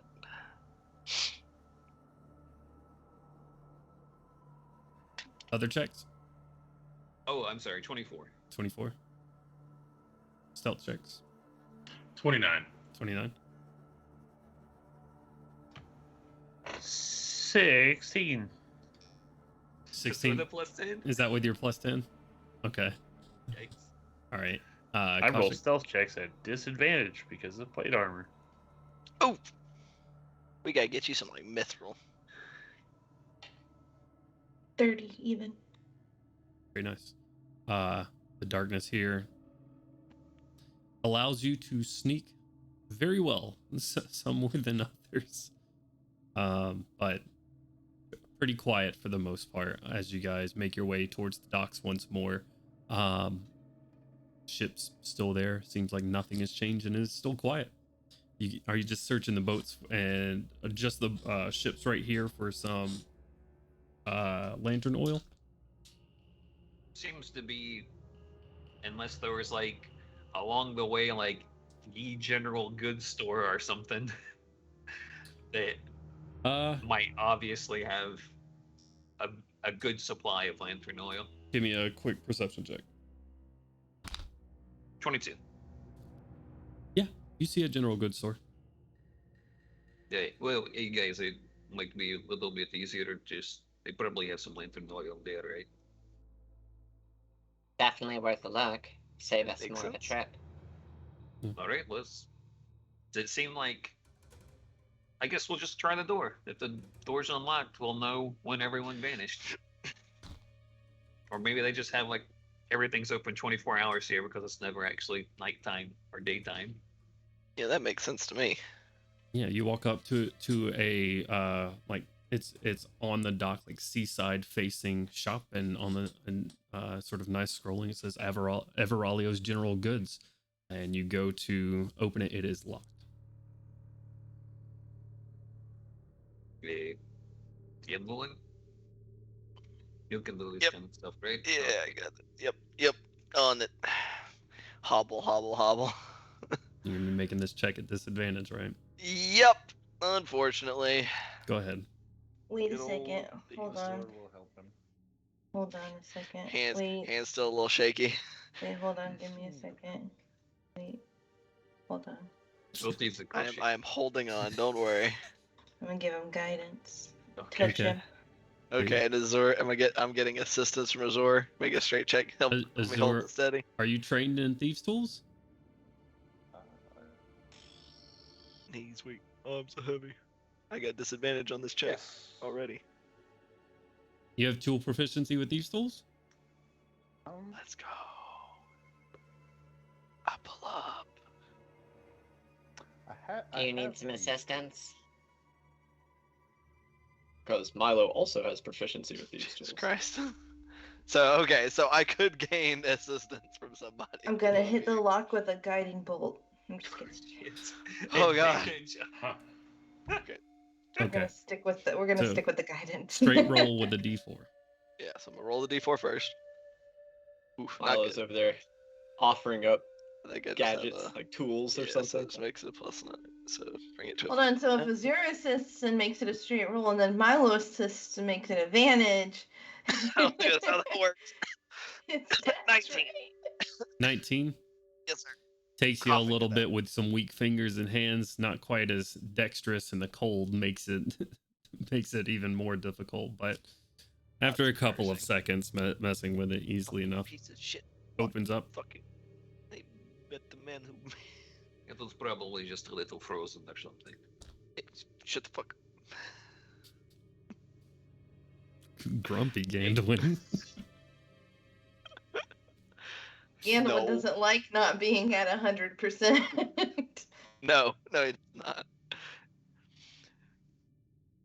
There we are. It is quiet and dark inside. He said, "I'm already stupid. Don't make me weak too." I will This is mean. have a keen ear. All right, a very natural 20-ly keen ear to see if there's anything in this place real quick before we go through the threshold. You Look listen over out. and Artyom shapeshifted his ears into bat ears. Flying. You doing this before or after you open the door? After. Click. Whoo. Ring, bing, bing, bing, bing, bing. As the bell on the door rings a little God bit. damn it. Well, the door But was other locked. than that, it is completely silent Just within. reach up and that's not gonna happen anymore. Just fucking rip that bitch the fuck off. Sure. Give me a strength check. Oh shit. 3. You do not rip that bitch off. It's on there. Go to Thorn Whip. Fuck you. Thorn Whip does it. Okay. Teach you to resist breaking when I'm angry. Anything in there though that we hear? Aside from Nothing. the bell? Nothing that you hear other than the bell. It is completely quiet. Okay, Martin was just fucking go in there and I will communicate over the DMs that this door was still locked. So I know in a lot of places people tend to live above their shop. So if something didn't break in here, either they were out or somebody's still hiding here somewhere. you said the shop did have a second story? Or did it not? And maybe it didn't. I don't know. I didn't say. It does not. Okay, never It mind. does Maybe not they just appear they to. just weren't working. Milo and his Never drone kind of mind. cautiously move in and start looking for oil. Okay. Blasts. Duke of oil. Give me a quick investigation check. Oh, it's just 10. Sure. Is there anything else you guys are looking for while in Good. this store? You just turned that 8 into a 19. Thank you, Ken. That'll be a 27. No, 26. Take a peek around, see if they have any kind of like climbing equipment. No. Yeah, 27. Fuck. 27. Okay. All right. Hold on to that 27 real quick. Climbing equipment. Yeah, sure, why not? Okay. All right. I'm Yeah, gonna save bro. investigation checks because you guys, unless you're in any particular hurry, you guys can take your time to go through this shop. There's nobody Oh, stopping sick. you at the moment. Wonderful. Natural 20 for God damn it. 26. Or the shop is taking all of our good rolls. I was saying, Everybody stop rolling dice! you guys stop start rolling rolling. right I was like, well, 20. There we Stop go. rolling! Milo, you find 6 flasks of oil. Oh shit, hell yeah. Let's go. Excellent. All right, we're looking a little bit better now. We got a little over a day's worth now. How much rope do they have in this place? I imagine being a general goods store, and right next to a dock, it's a lot that we can shove into the bag of holding. You're sort of looking around for rope. They have about 300 feet of regular hempen rope. They have some thicker, like girthier rope for you as well. Don't give me that look. That's what it What is. kind of rope? Koshik, how much of this rope, this hemp rope and girthy rope, can we fit in the bag of holding? A sailor rope? I don't know what the technical term. Let's The see. big rope. The girthy rope. The bursty rope. I'll say you have about 50 feet of the girthy rope. Put it as an item in D&D Beyond, please. Girthy rope. Write it down and remind me after the session. I don't have my notepad on me, but I will add 50 feet of girthy rope to your inventory if you remind me. We can fit it all. I'm only Okay. using 38 of the 500 pounds. There's so much fucking innuendo right here.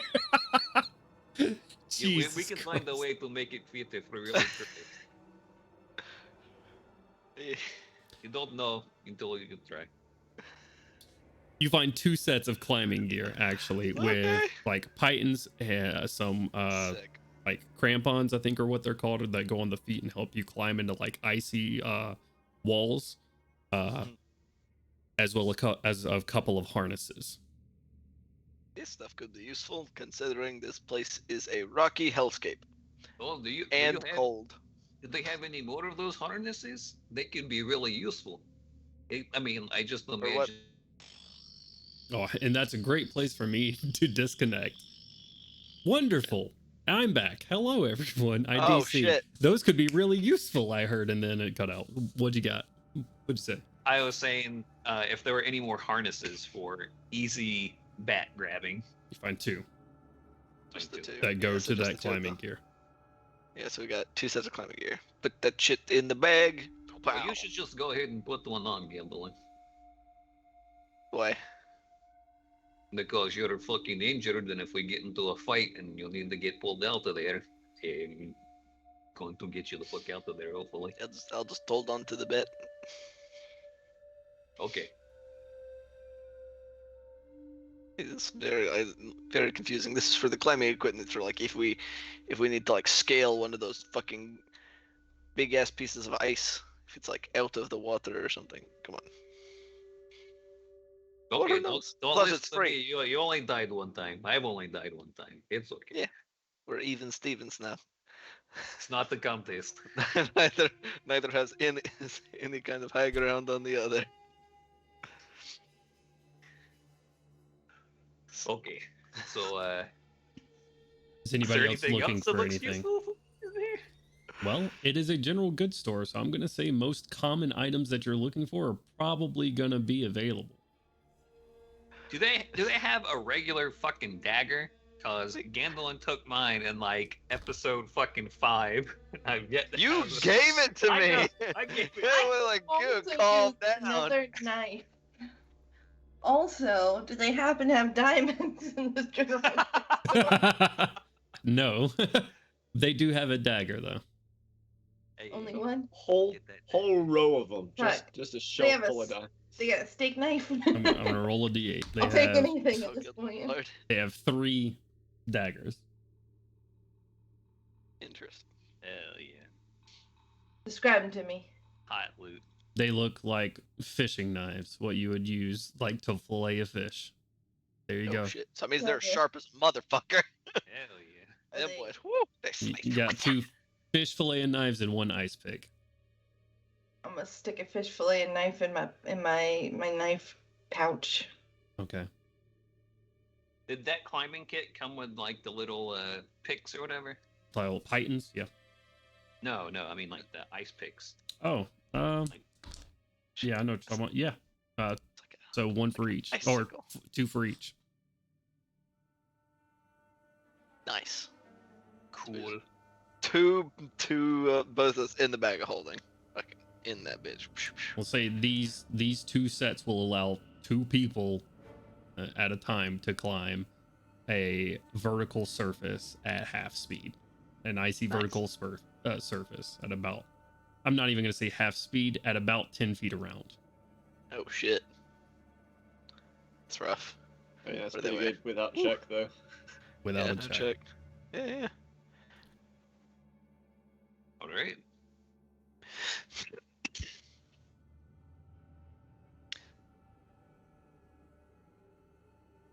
Oh, I DC'd again. I was like, man, everybody got really, really quiet. But I was just I don't know, disconnected. that's all I can think of off the top of my head to look for, unless they have like alchemist fire just laying around, like some vials of acid, You don't all see that fun stuff. You don't see any in this particular shop. Gotcha. Like I said, this is a general goods store, so I was like, I think this probably aren't gonna be. Oh, they got herbs. They got herbs in this general goods store. Trail rations, anything like that? Oh, you got some herbs. Need to refill my herb kit.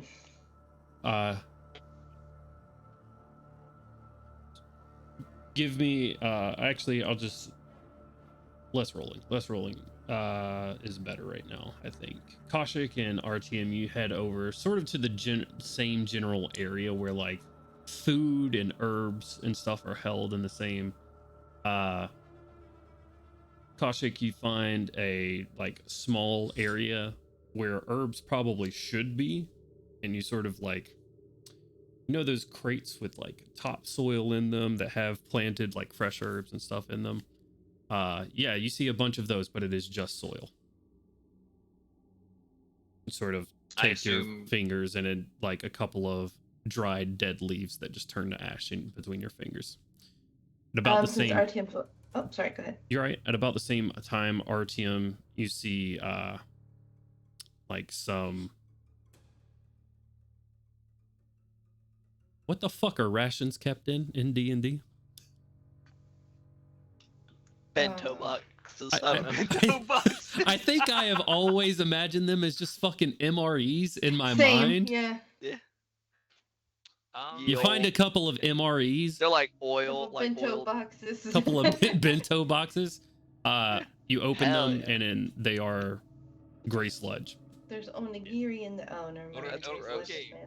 New rule: if anyone had rations, you should probably A, throw them the fuck away, and B, we should try to keep all of the food that isn't bad inside the bag of them. Yeah. Why don't we do a check on that, on some of the like food that we brought with us that we got from. We probably don't have too much left from the stuff that was given to us at the more holds, I suppose. But is that still intact? Seems to be for right now. Keep it in the bag. Do not don't let it take. I will- Don't let it touch the evil air.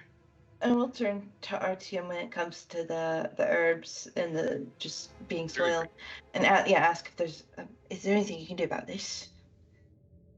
I can probably show you what the manifesto they brought us to normal plants, and I assume that there might be some seeds or something like that that might still be in the dirt, and I'll try to druid craft them, the little sproutlings, and see.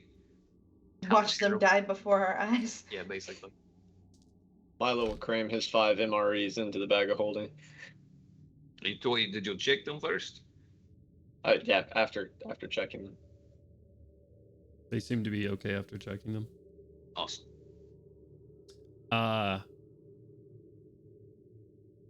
You druid craft one up, RTM, one of like seeds, and you typically reach into a lively natural world, and simply it doesn't take any coaxing or anything, and it just is like you say come to the surface, and it happens. It is wanting to. This feels like you are reaching into the dirt and fighting something to pull life to the surface here. But you do. Gotcha. The tiniest seedling and green leaf pokes up. And it stays there. Does it seem like it's going to start to wither or anything anytime soon, or? Not right before your eyes. At the moment, at least. Nah. Not herby enough for me to take. You two give me an intelligence check. Either one each or one with advantage. Well, I'm not going to look at that. I'll just give it to Kaushik at advantage. My intelligence is low as fuck, though. I'm Oh, well. almost as stupid as Canada when it's like a 10. Is it though? I mean, I can do it if you'd rather. Yeah, take it. Another 6. Let's go. Damn, I should have taken it. Did you do advantage? Oh no, I didn't do it with advantage. Yeah, do advantage. 6. Try again. Yeah, the second one was a 1. So. Okay. Oh no. All right. Yeah. Yeah. Stays green for With right now. advantage, I rolled an 18. Oh no. Probably. Glad I took plant growth off my spell list. Don't think it's gonna be much use. You don't think? No. Jeez. You're the best. All right. Are there any other general goods that anybody would like to add? Make sure you're adding these to your equipment list as well for whoever's adding them. I would take my pack of herbs and put it in the bag of holding. Okay. Like my herb pouch. All right. I'm gonna take our team's herb and put them in my herbalism kit. You're gonna find some weird shit if you go through my herb pouch, because that's the one that's big and has dual Tyrannosaurus Rex teeth on it. Shit. Oh shit. I'm just gonna dip it right into this bag. Dip. Put it in the bag like oh. All right. Do we still think we need to go check the ships, or should we go ahead and head to the estate? Do you have enough oil from this, Milo? You think it'll be good for a while? Each of these will get us about 6 hours of revealing. How We many now have a little over a day's worth, day and a half. So we get like Plus what's 39 in there. hours. Because there's 6 hours gas. in there. So there's 6 hours in there. Then we have 6 full and then a half. So we have 6.5. Let's go speak to the captain, and maybe he'll have more information on whether or not we need to spend weeks in my bar or whatever this forsaken place is at. And if We probably don't want to be here long. If it did that to the food, I can't imagine what it'll do to us. Nothing good, probably. You do know people live here actively, and for a long time. These buildings look aged. So not anymore, they don't. Let that be a lesson. Something may have changed. I said lived. I said past tense. Some people used to live here. Okay. Well, I'm trying to think of all general goods. In the grappling, I guess that would go with climbing gear, grappling hooks and the like. My brain is just cycling through common gear off the top of its head. No, they're not gonna have caltrops in a general store. Yeah, that's the thing. Is like some I was thinking, I was like, this might be. Oh, this is a general goods store. Probably won't have that. They have 20 caltrops. Oh shit. Give them the Gandolin. I have 20 caltrops. Okay. You can use one as an action. Just singular caltrop. Just singular caltrop. You got to make an attack roll against. Flick it at somebody. What the? All right. Bye. Okay. Right. My leg. So we have a couple 100 feet of rope, 50 feet of girthy rope, 2 climbing kits, pickaxes included. No food. 6 no food, 6 flasks of oil, 20 caltrops, and that's it. Okay. Attach my bag of caltrops to the inside of my jacket. Sure. All right, where are you guys walking to from here? To the estate. Place. No. Okay. Yeah, I assume that's the place to go. I hope so. You guys sneaking back to the through the streets. You guys making your way north, winding through the cities. Slight elevation changes going up as this city is sort of set at an incline. Towards the northern part of the streets, Milo pretty easily in being able to navigate these. I mean, these are very, very well pathed streets. There's not a whole lot, not a lot of issues. But As you guys are, Kaushik, once again, your neck pain is just piercing through. You grab at your neck. Your max HP is reduced by 5. And that's where we're going to go on break. Oh, shit. Thank you guys for tuning in. I appreciate you. Thank you guys for playing with me. We'll be back soon. We're going to take a quick bio and we'll wrap up this session. So hope you're having fun. I know I am. And we'll be back soon. Don't go anywhere. Much love. Woo! Bye.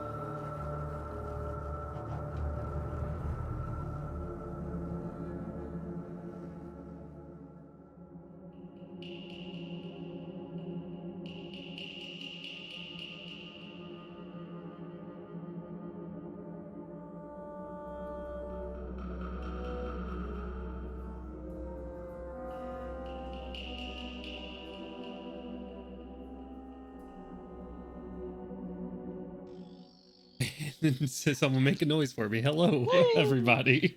That timing was something. We are back. We are Hard Knock Dice. In case you do not know, we are all of the same people that were here before we went on break. We went on break. Well, that means there was a before the break, you say. And indeed, there was. What happened before that break? Well, let me tell you. During that break, you'll never know. We don't talk about what happens during the break.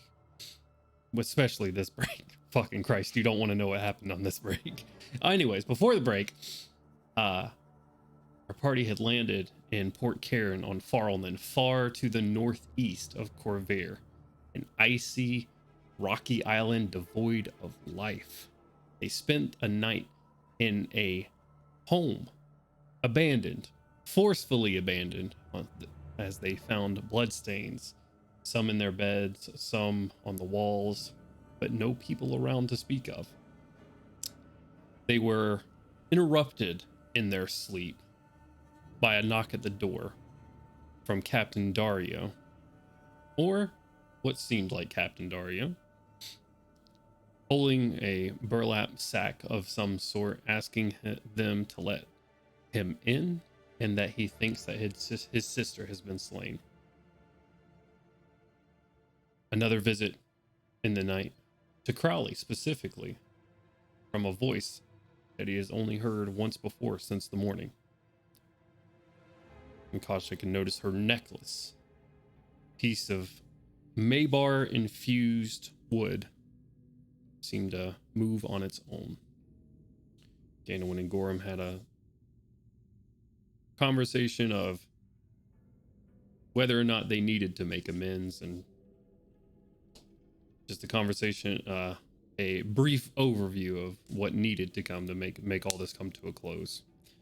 However, we pick back up as our crew is awakened the next morning to no light in the sky whatsoever. It is dark here. There are no stars. There are no moons to be seen, blood-colored or otherwise. They took a quick trip down to the docks where they broke into an abandoned shop, it seems, where they have picked up some goods, girthy and not, and now they make their way back up towards the predetermined meeting spot to meet back up with Dario, up at the large estate to the north of the city, where Koshik then felt a sharp pain in her neck from where she had suffered a zombie bite from nights before.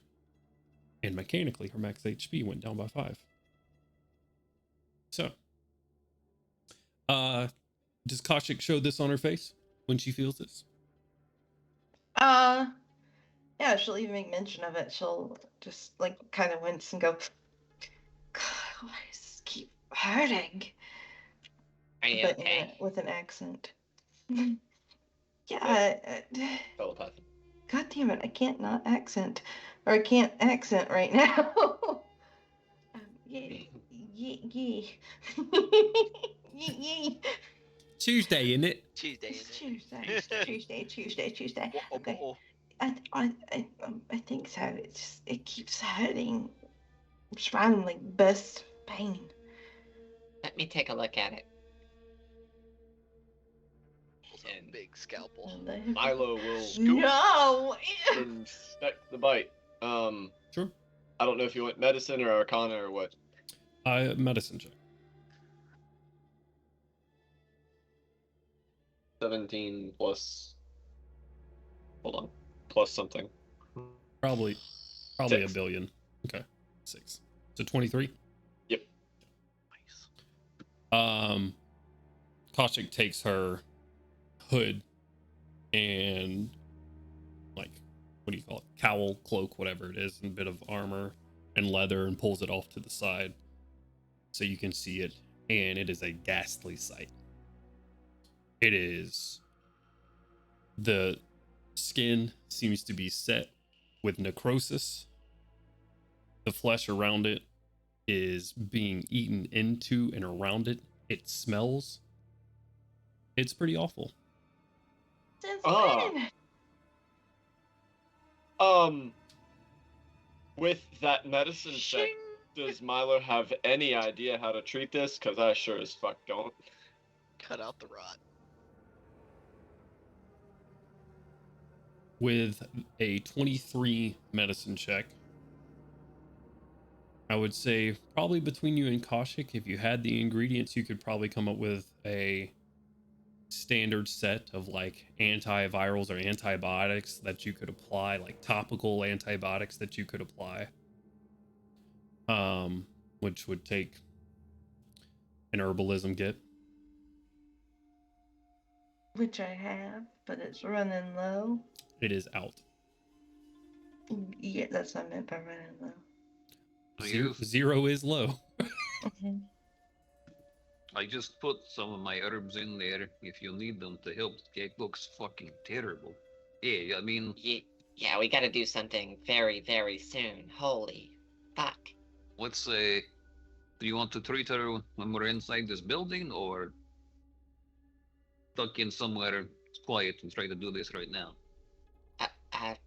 You said you have herbs?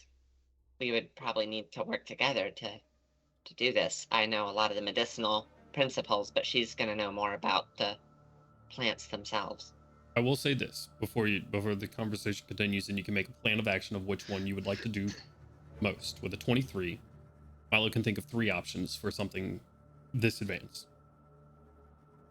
Topical antibiotics, which would need to be applied to the wounds for a minimum of 1 week straight. Like daily or Daily. hourly or what daily? Like daily, yeah. The second option would be a high level healing spell or restoration spell. The third option would be to excise the wound and remove all of the rotting flesh. Is this a disease? Would this be considered a disease? At this point, it is...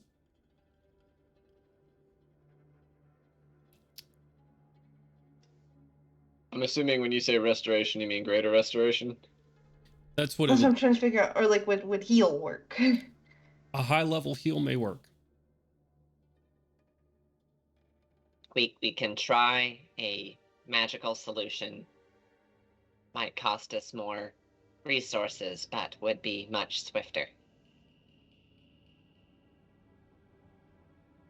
Alternately, I can try a surgical removal, but that would also take time and might not be as efficient.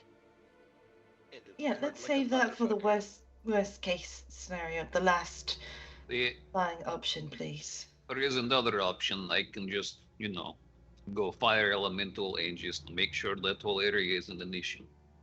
Yeah, let me try to handle it we'll first. Right. And so I'll cast heal on myself. Are there any components to heal?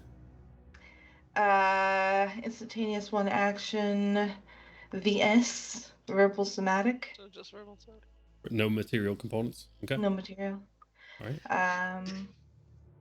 And, well, I guess I won't need to worry about regaining those 70 HP, but it says it ends blindness, deafness, and any diseases affecting the target.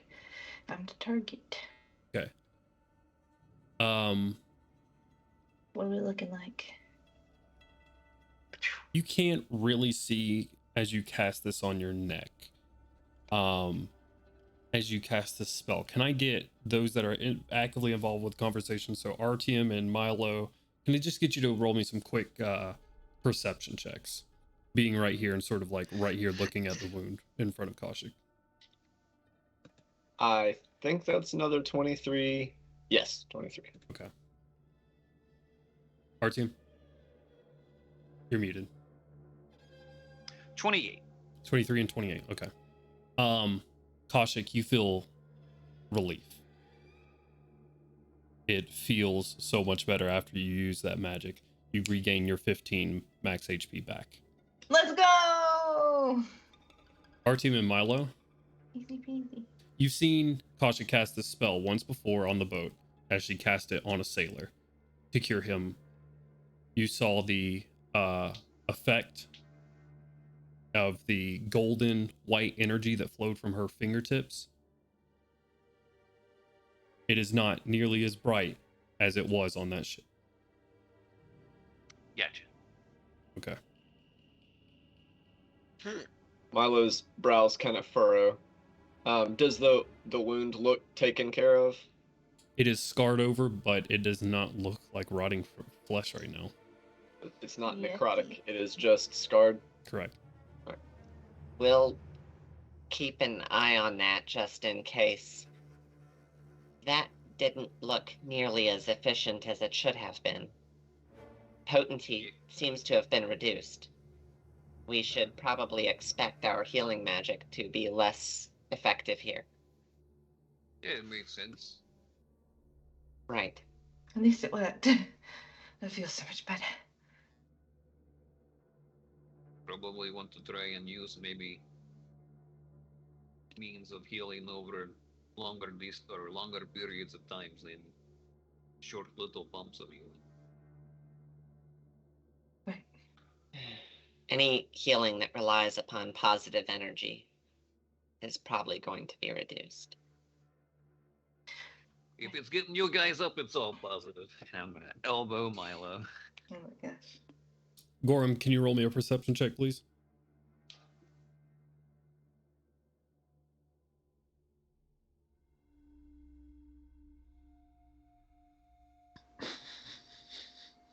I don't want to talk about it. I rolled a 4 plus 1 is 5. Okay. It's halfway to double digits. Let us know when it gets within 10 feet? Question mark. As you guys continue down the street, up this hill, the houses get larger.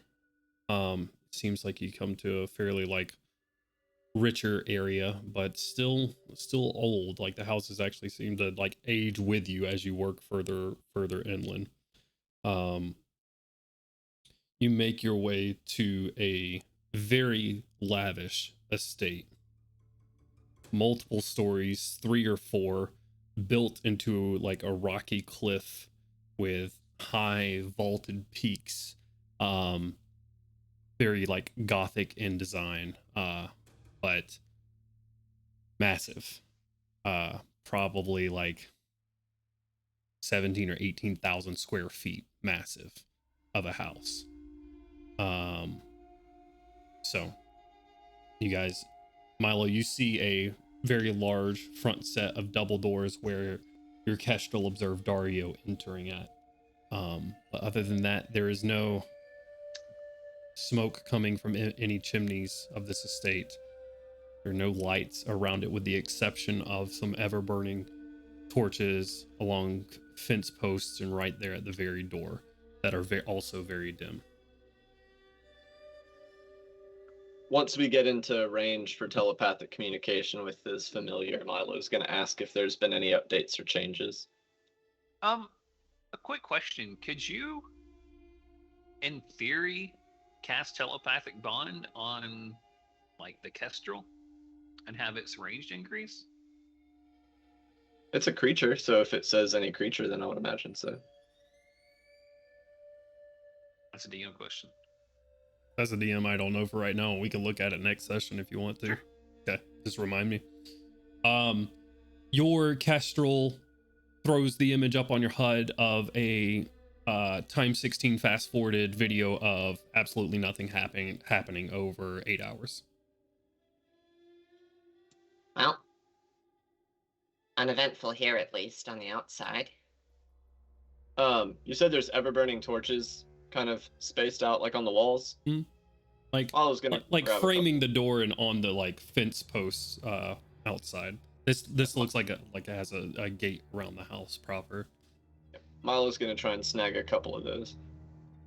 Yeah, sure. So I'm gonna talk to this dude in his house and you're stealing from him. I don't know where we're gonna have to go from here, all right? There's no heat to the flame, so put it where you would like to.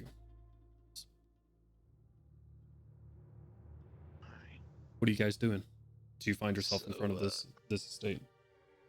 So just go in? Is it so? Is the door, like the front door, is it closed or open? It is closed.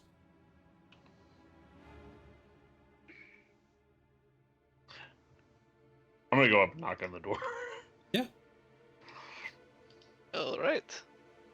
There's a couple of large bronze knockers on it. Jesus Christ. Nice. Echoes through the house inside. You wait for probably 30 seconds, 60 seconds, no answer.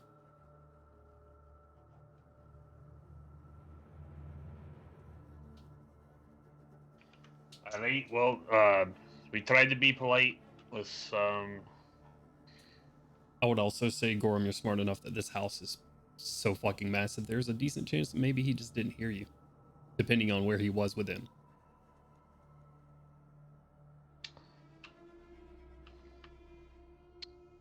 Let's find out if it's locked. I'll jiggle the door handle. Opens.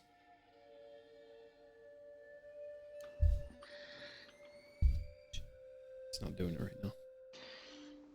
Alright, are you going in? Or Right, let's go.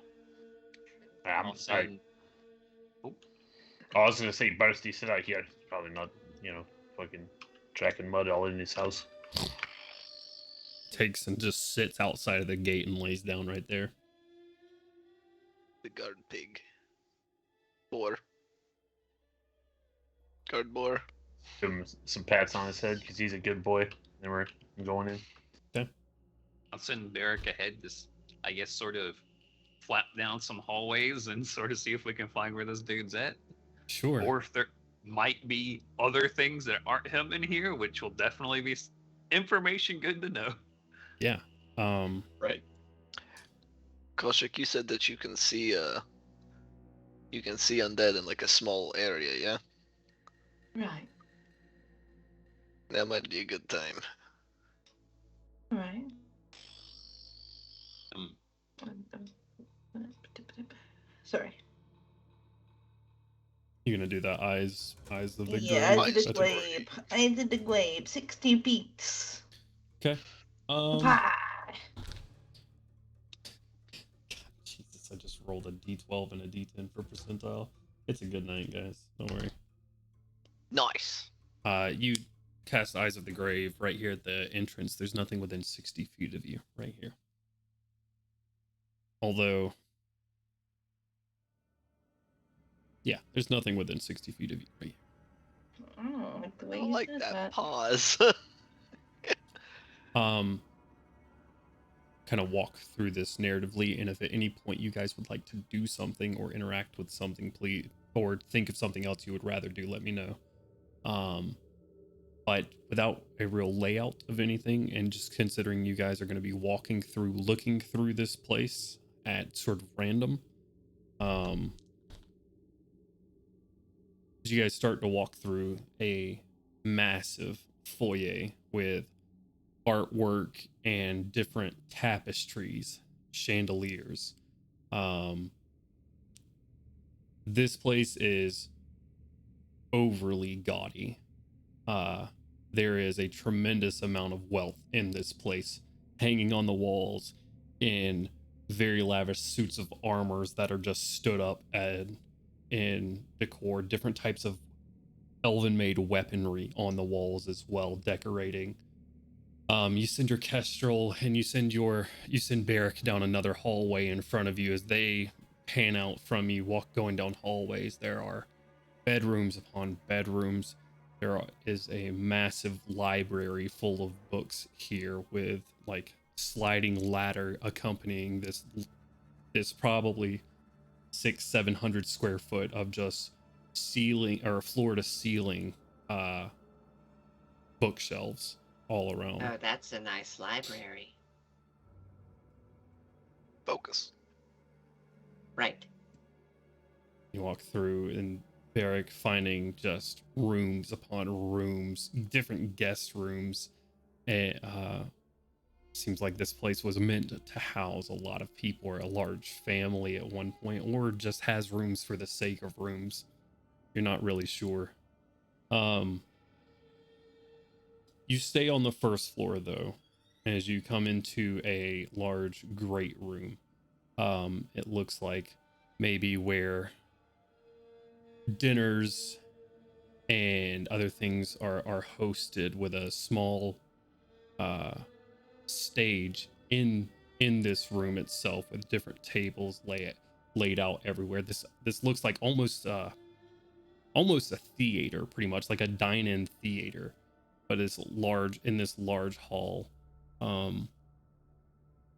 And you see Dario with his back up against a wall, sort of right when you walk in, with a glass in his hand, looking up at the stage, where you see a scorched body laying in the middle of this stage in front of him. It doesn't take you any time to suss out that this is just blackened bone and meat. And he's sitting there with a cup in his hand, sitting on the floor back against the wall, and just staring at that space. Is it kind of charred to bone? It is nearly, yeah, essentially. Can I take a peek at its teeth? Do you go up without No, acknowledging Dario? From a distance, can I see if it has overly large pointy teeth? Make a perception check for me. Count 12. With a 12, you see that this body does not have a head. Oh, guess that's what's in the bag. Oh, Is there a sack in evidence? Give me a perception check. Hell yeah, brother. I asked I wouldn't know there was one, but That's fair. because I was not informed of the sack, so never mind. There you go.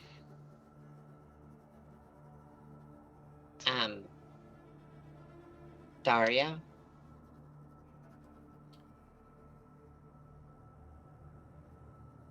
Welcome to my home. Thank you. It's very nice. All things considered, it is beautiful. Milo is now just staring at the body. What? And then motions happened here? Oh no.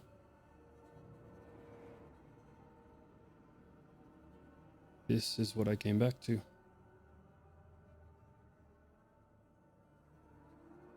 Is there any sign of struggle in the room? You look at the chairs, they are neatly in order.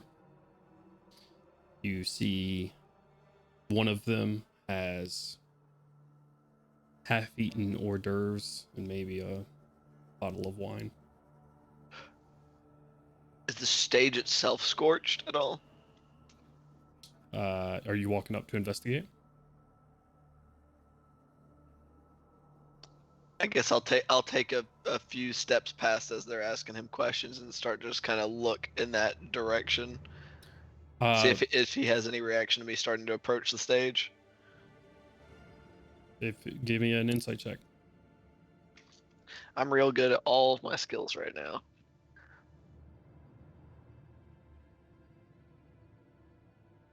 That's 10. You see no reaction from Dario. I'll leave the people who are better at talking to people to do their thing, and I'll take a few more steps to get a closer look at the stage itself. Okay. You walk up a little bit closer to the stage. What are the rest of you doing? Having witnessed some of these magics before, or at least different areas where magic used by our foe here, I would like to see if there's anything similar, or if I can sense anything in terms of what magic was used here. Okay. Are you approaching the stage with Gandalf then? Yes, I'm probably looking like a little bit closer at everything, trying to piece together similarities from things I've kept in my head in terms of investigation. Sure. So, Ganowin and Crowley start pacing the room ahead. What are the rest of you doing? Talk to Dario. Okay. He's Oh, go ahead. I would say Malo's going to be inspecting the body. Oh, okay. He's at the book on the bag. It's kind of like head gesture to the body. You say that and walking around to Dario and sort of a built-in bar to this place that he's leaned up against. You see sitting atop this bar, covered burlap sack just sitting on the top itself.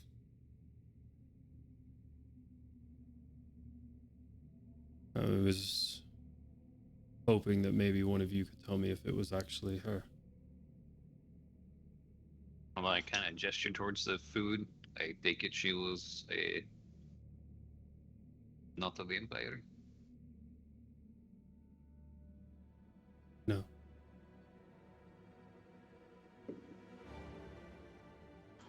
Okay. Yeah, I think Crowley can speak with. I can. F-paced. Indeed, we can confirm, Dario. I'll just message Crowley. He wants you to speak with this the skull of the body over there, I believe. I'm sorry, I didn't think we were too far away. That's my apology if we were. I'm just saying things that I can be frank with in your brain rather than being insensitive aloud. Indeed. Crowley will immediately make his way over to the body, and he'll look to Dario. With your permission. Respectfully.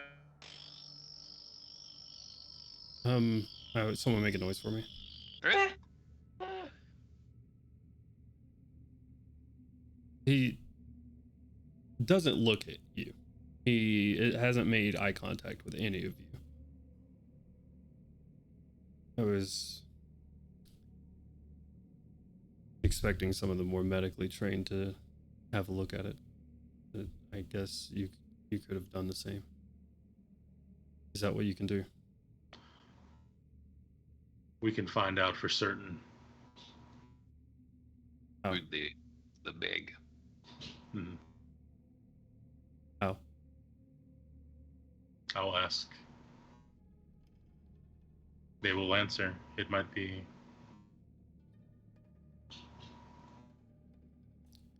Spirits around here make mockeries of things. It most likely won't work. I will try for you, but we have other methods if need be.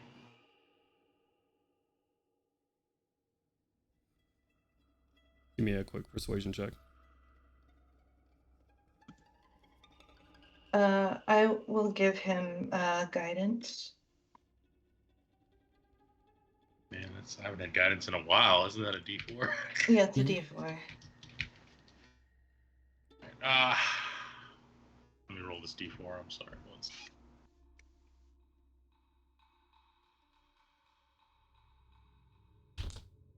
Okay, so that's 25 plus 1 from guidance. Hell yeah, look at me helping. Someone make a noise real quick.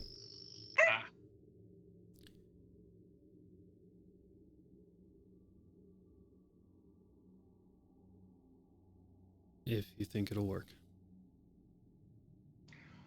I will do everything in my power to confirm respectfully the identity. Trust in that. Just staring off. Okay. And just to confirm, it is the whole body is ash, correct? Or did he have It is. the head?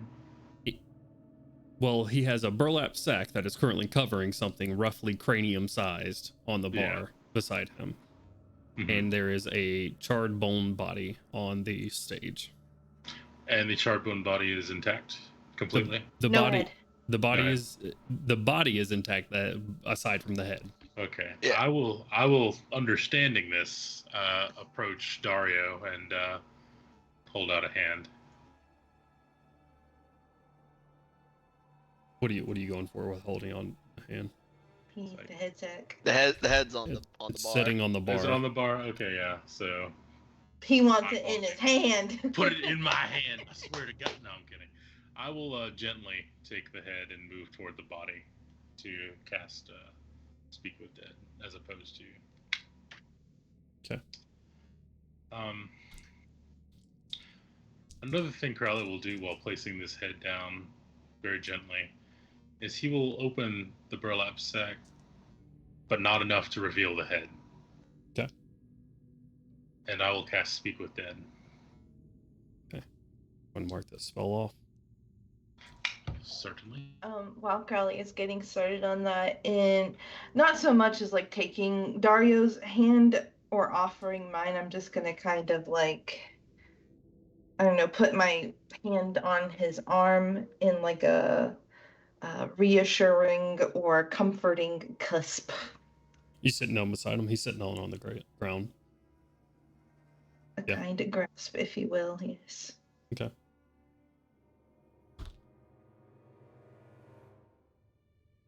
There's next to no reaction to your touch. And as you do, it's someone make a noise real quick. Someone make a noise, thank you. You touch Dario's arm. It's a bit jarring at first. You haven't touched Dario before. He is icy cold. There's no warmth like you would feel from another person. This whole place is cold. There's a point where you can't get any colder, and so I'm just gonna expect it to be that. Hello, Matt. Hi, always hi. Good man. I had to answer as the party, for my own inspiration in my heart.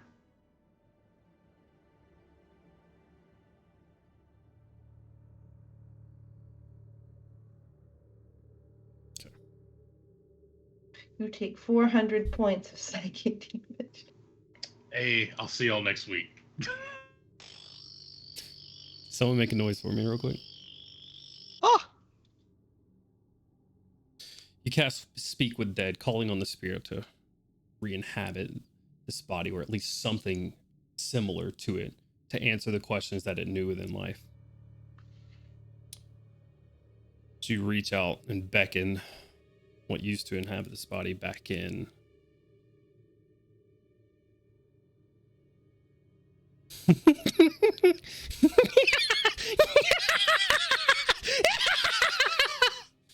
From inside the bag. What the fuck? Carl will speak up. We might have pulled one of the various spirits that Dario spoke of. It's me! It's me! Welcome! Welcome. What happened to this town? Go fuck yourself. With a nod, Great. Milo will begin medically investigating the body. That'd be for the best. Kill the spell. Abort. Yeah, thank you. Yeah, Crowley's going to silence and cut the spell. Explodes. You see Dario wince, turn away.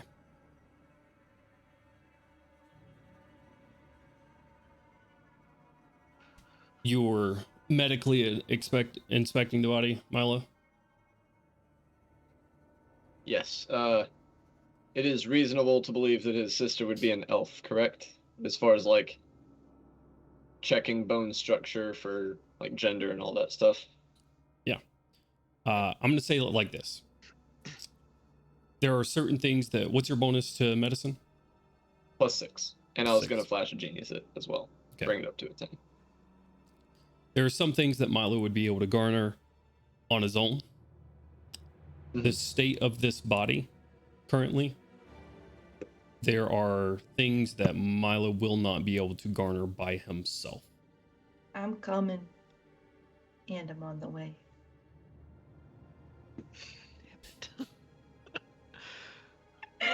So- As soon as Milo gets up to inspect the body medically, I'm gonna release my gentle, loving grasp on Dario's arm and go over. As a medical professional myself, to check it out. Pulling on the gloves. So, just for context, the things he's trying to figure out is, was this a female elf? And use, I don't know, knowledge arcana or identify or whatever to see if the fire was magical in nature. As a female elf myself. And a trained medical professional. I got you, Milo. I'm going to say it like this. I want to try something and see how it goes. Excellent. Let's go. Traditionally, things in 5e do not go above a 30 difficulty. Okay. That is impossible to hit, right? Generally. Right. Or those are the impossible things to do, right? Anything above 30, there's no difficulty class set for that in 5e. However, I think better than just giving someone advantage, there are things that you'll be able to hit solo, but with your combined brains and medical knowledge, you will be able to extract certain things at certain DCs, pushing past 30, meaning we're going to combine your total medicine checks together, and depending on what marker you hit will depend on what information you're able to extract from it. Okay? Would I be able to flash of genius both of us or just once? Just yourself. Okay. That does cost your reaction, so Right. let's say just yourself for a flash of genius. Gotcha. Okay? So we're looking for race. Well, first you're looking for gender, for female or male. That difficulty is going to be set at 30. The next difficulty is going to be race. That difficulty will be set at 40. And at 50, I'll give you something else. Okay? You're muted, Brittany. I know, I'm just constantly saying, oh, what? Over and over. Gotcha. Okay. All right. Roll it. We roll on the first one. Just We the each medicine roll one. check. Yeah, you're Just each the rolling. medicine check. You are blessed and given advantage, right, for assisting? There's not advantage here. This is a combined check. That's what we're doing. Okay. Yeah, they're both rolling. Blessed? They're not blessed means unless guide. Koshik's guiding herself, which you absolutely could. I can do that? Yeah. Can I guide both of us? You can guide yourself the same way he's God going to be damn able it. to Okay, flash that's flash fine. of I'll genius guide himself. myself. I don't have a D4 though, so let me roll the D4 on Durndurbriar. Okay, D4. Okay, so I'll go ahead and roll the D4 beforehand. I landed on 4, so that's sick. So, ooh, that's not good. What's your total? 17. 17 total? Mm-hmm. Okay. 24. 24 total, which brings us up to 41. 41. With a 41, you guys looking through bone structure, you can confirm that this humanoid was female. You can confirm that it was an elf. I don't want that. That That makes is- me sad. That is what you can confirm. Gandwin and Crowley, you were spending some time with the head, but I'm going to assume after that you're still looking around at the scene. Can I get Crowley and Gandwin to make a combined investigation check for me, please? So each of us are rolling. Each of you are rolling. Oh boy! Big disadvantage. Oh, that's rough. 9. 9. Okay. Crowley. Just tallying up 1 second. Investigation is Got a low disadvantage. 25, 19 plus 6. 25 plus 9 is 34. Okay. We are the best. Looking around this area, there does not seem to be signs of struggle. Crowley looking for some Arcana things, as well as Gandalf, you're looking for flames. You do not I just want to see. see like if it was scorched, like if the stage was scorched. You don't see any scorchings on the anything else other than around the body, but the stage itself under the body is scorched. Okay. Crowley, with that investigation check together, give me a quick Arcana roll on top of it. That's way better. Someone make a quick noise for me. Oh, Thank you. That's an 11 plus 10. 21. 21. nice. With a 34 investigation and 21 Arcana, what seems to have happened here seems magical, and it seems to be the effect of an immolate spell.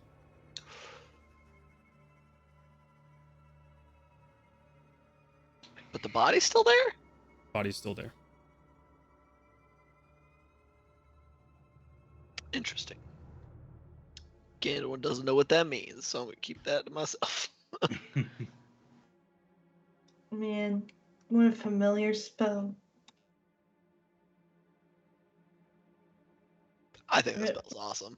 Oh, I love that no. spell. Out of Rip to the homie Milgram and his whole family. Oh wait, they weren't immolated. They No, weren't no, they were sorry. not. Yeah, They never were- mind. Oh no.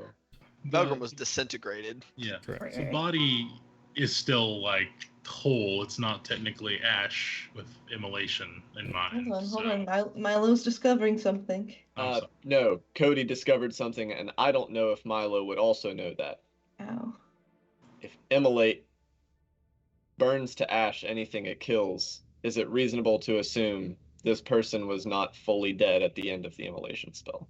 That's what I was going to ask since I discovered That that. hurts Yeah, my I feelings. figured that's what I was hate about to ask. every single thing about this, if that's what that is implying. Does Crowley share the knowledge of the immolation spell to Milo? I will now. I will move over and whisper to Milo. The spell immolation was used. As you can see, she was on fire while still alive. And then he'll just move back. With his knowledge of magic, is that a conclusion that With your Milo could draw? bonuses, you and Crowley together could speak on it. It seems reasonable. Don't you dare fucking tell Dario that. Hey, bro! As He'll kill us all. as That was Crowley brings that information to Milo, he'd stepped out of his armor. His armor was acting as like a toolbox while they were doing the inspection. He's stops and just kind of realizing the implications of that, visibly hesitates, and then walks over and in as much of a quiet and professional voice as he can muster given the circumstances, says, Our inspection has concluded that the subject was an elven female.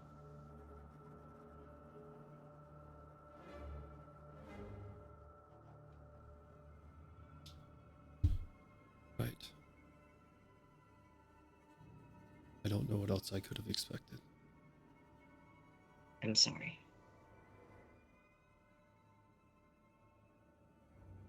He makes eye contact with one of you for the first time, and it's not you, Milo. Gotcha. He looks at you, Gorham.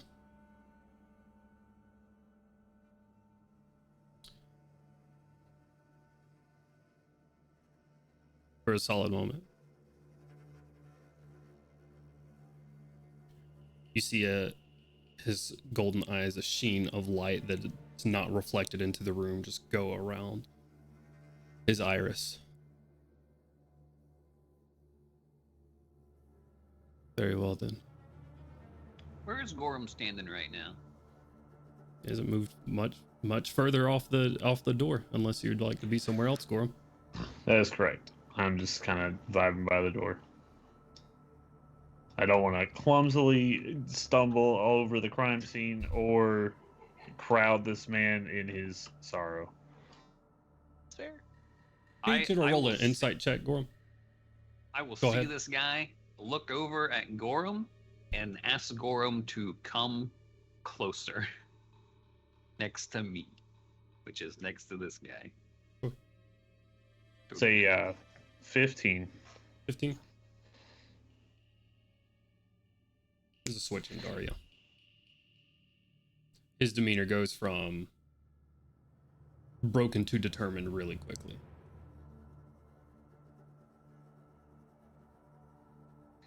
Owl, hearing RTM ask me to move closer, I will slide on up.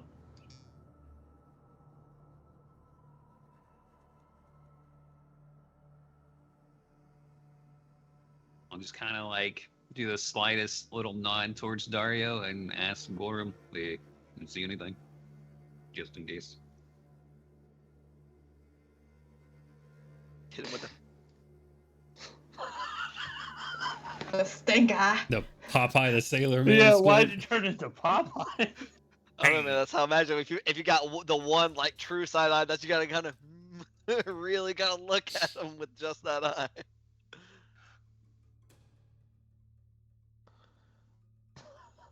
Yeah, I'll get within like true sight range to see what I see. Dario? Surely, I believe that's what our team is asking me to do. Sure. Looking over Dario. He's just sitting there, licking the inside of his incisor. But you don't see anything around him, in him, near him. Kind of like knowing glance over at our team, like, Yeah, I'll hold my hand out to him. Well, under burning daylight. Read the room. Burning's not the word right now. And daylight doesn't exist. That's the whole point.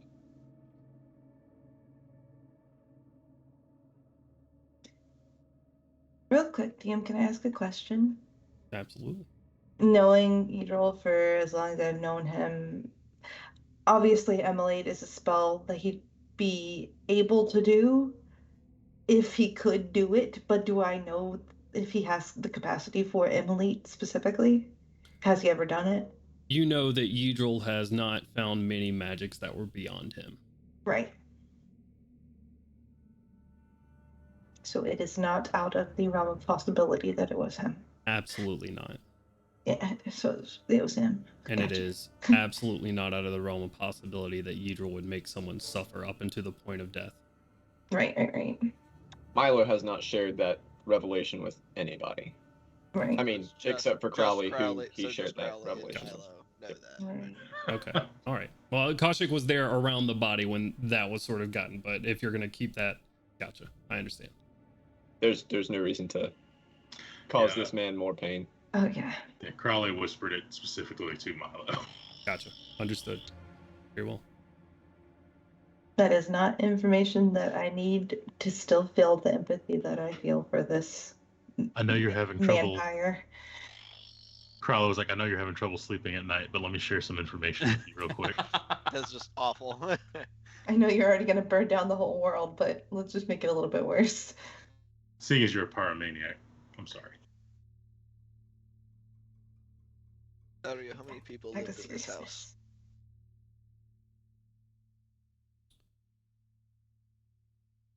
house?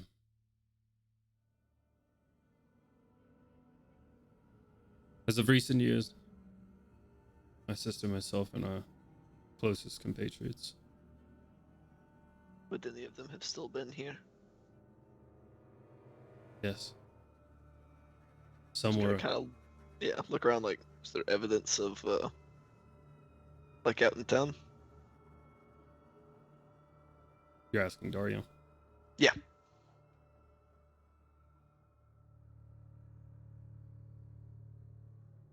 I haven't looked around the house very much. I found her first.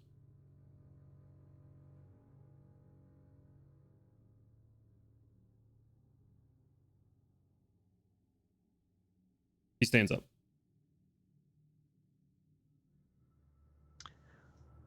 Does he look pissed?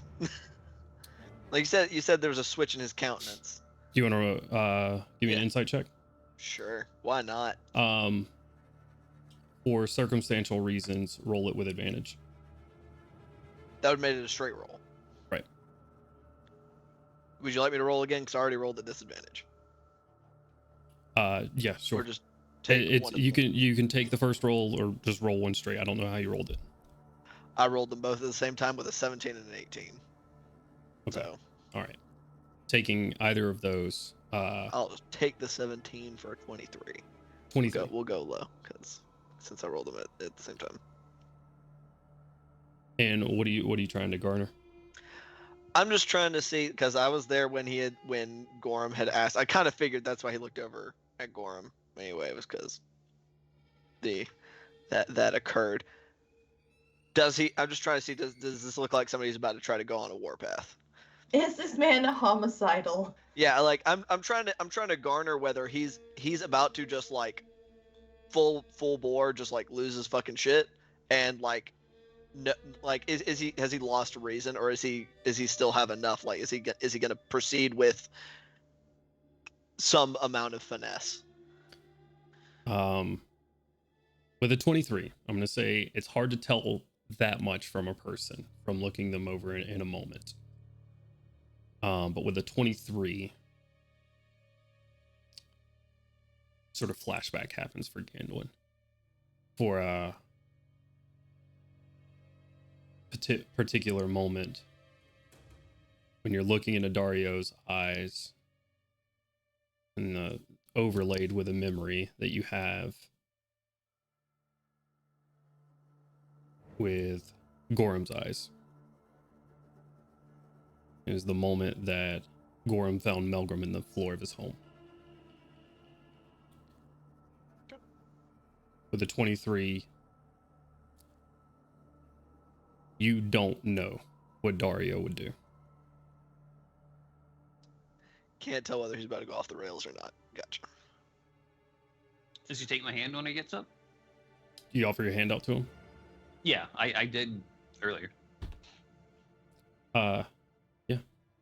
Reaches out, grabs your hand, pulls himself up, straightens his shirt.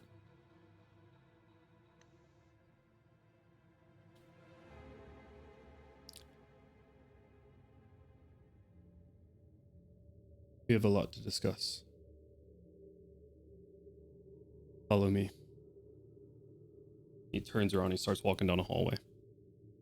Sure, I will follow. Too. He leads you guys downstairs. If everyone is following, if anyone else is doing anything, please let me know before you leave from here. And if you're taking anything with you from this place. As he steps Is it a back. really nice bar? God damn it. Yes, it is. Like, no respect for the dead in this fucking. He's been dead for a long fucking time. We don't know how long he's been dead. He has. Or he's been. I mean, actually, we don't know how long he's been dead either. I'll give it a glance before leaving, but I won't take anything. Give me a perception check, actually. Dirty 20. 30-20. Get the bottle of blood. Artyom's, a bottle does catch your eye, actually. Is it more face stuff? It's not more face stuff. Shit. The bottle itself seems familiar. You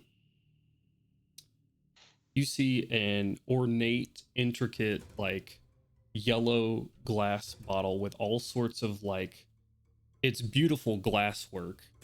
Like offshoots of different, like, swirls off of the bottle. Like, the bottle itself looks like incredibly fragile even from grabbing it. But the bottle itself is a work of art. But it's familiar to you from your previous life before being Artyom. You look on the shelf and you see a bottle of Adar design on the shelf.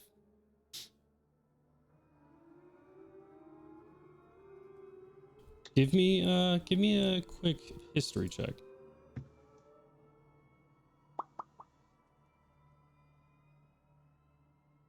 Uh, 17. 17's really good. I actually have to pull my notes up for this real quick, so give me a second. But with the 17, Artemelk, you know that there are a set of monks in Adar that found a way to distill pure emotion. A set of Kalashtar monks from the mountains to the northeast. And I'm trying to find the name of it now.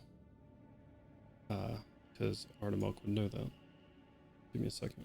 I'm scrolling.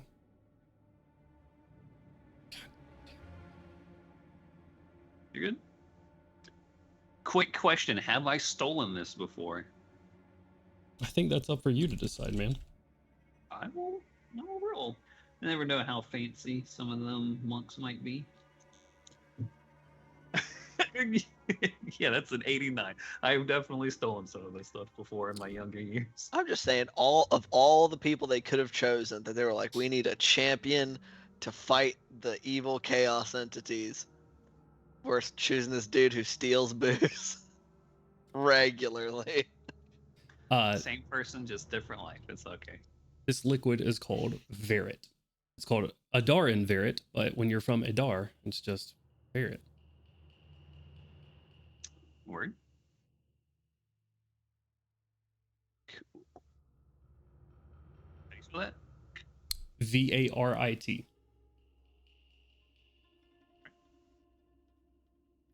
Well, I'll smile a bit and I'll leave it there. Very well. Is anybody else taking anything from the scene or the bar or anything like that? Before we go. Just giving a sad look to the body on the table and then heading out. Crowley, did you close the head sack? I did. Okay, cool. Yeah. I mean, it wasn't open that much. So. Right.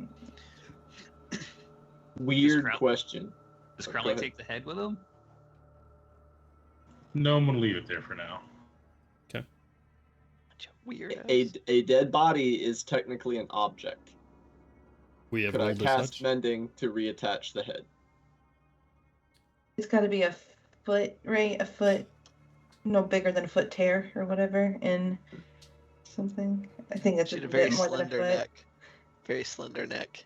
You will have a I don't know very how thick necks are. a Here, he can do the front and I can do the back. That'll be I mean, about a foot. necks are small. Mine's smaller than the What's foot. wrong with you guys? it will be clumsily attached with a mending spell, but it would be attached, sure. Better than decapitated for the sake of burial or however he plans to handle this later. Okay.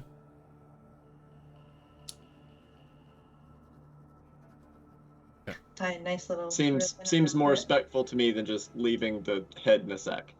Very well. Quick perception checks as you and Kaushik are working very closely with the head right now. Say that again. Quick perception checks from you and Kaushik as you are working very closely with the head right now. 24. Specifically the neck. I got a 6, 11, 17 total. One of the vertebrae is just completely like crunched and shattered. It was not a sharp implement that did this. Another wince from Milo. You two do that. Dario is leaving, not looking behind him. You quickly have to catch up to the people walking down the hallway. Zor and Gorham, is there anything like you'd like to do before leaving this place? No, I'm just following Dario. Okay. Just following. Okay.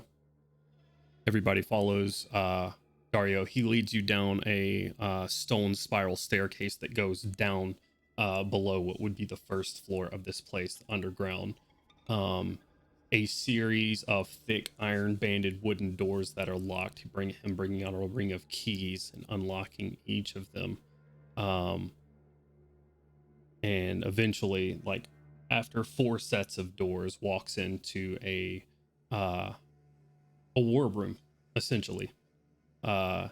You walk into this room that has a large table on it that is recognizable to anyone that's seen a map of Corvair before as the entirety of the Lazar Principalities, with ships all across it, all across it in different locations.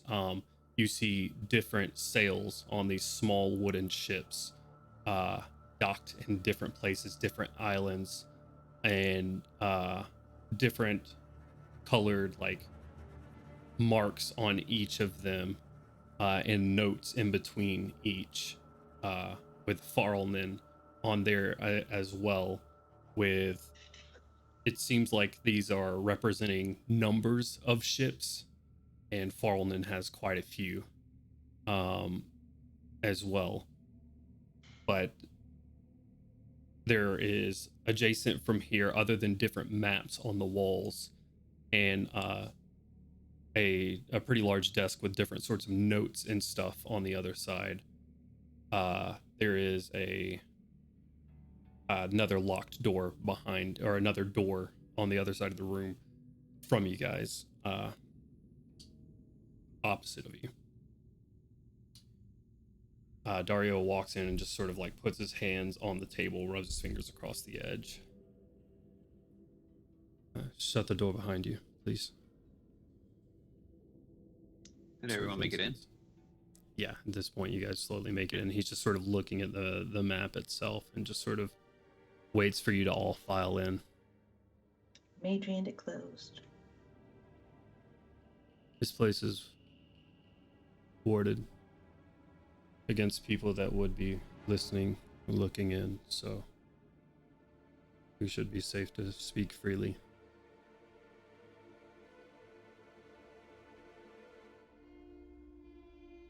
My sister and I are familiar with Egil. I didn't try to hide that from you. She's met with him several times now, though.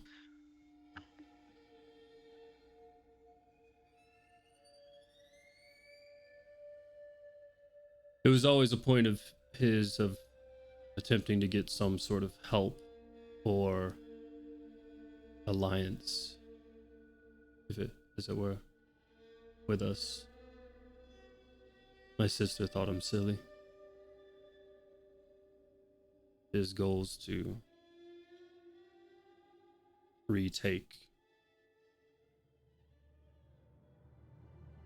what was stolen from him, some revenge that he had on those close to him, whatever. He never really bought into that much. We were as screwed by Karnath as anyone was at the end of the war.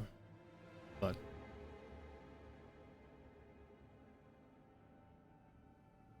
your friend, your target, is taking it a step further, and he wanted our help with it.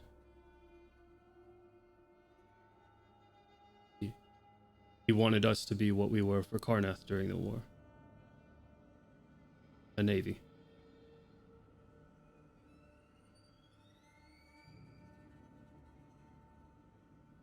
My sister never bought it.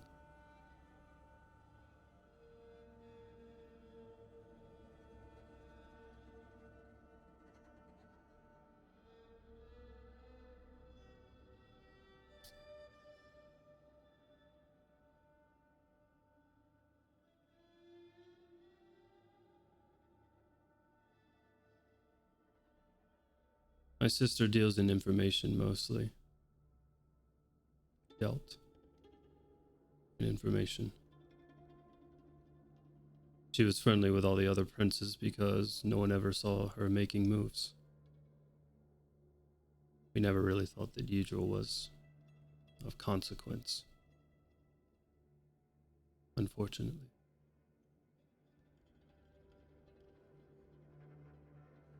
We gave him and his men 2 ships for payment. So he does have vessels. Carry 30, 40 men. Maybe. I don't know what he plans on doing with those in the last known location, or at least from what I have gathered from talking to him, he's on the northwestern side of the island. Somewhere, and he points at the map, circles a decent sized area. Maybe a couple square miles on the coast.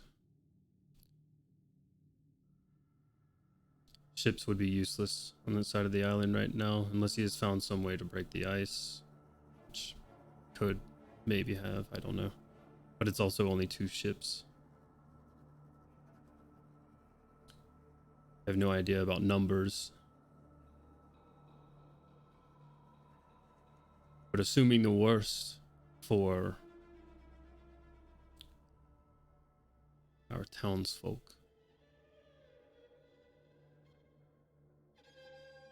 he probably has a standing army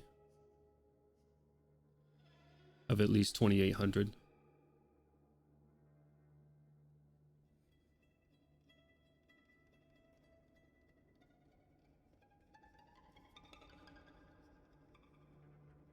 If that's something he can do.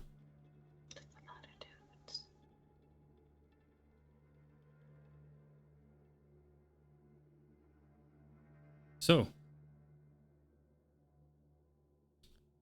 I think I have told you everything. What's the plan?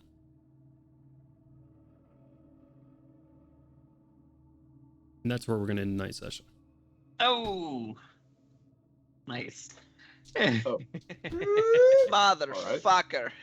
Blindsided me a bit there. Shit. Mother bitch. All right. That's a lot of dudes. So, Got an idea.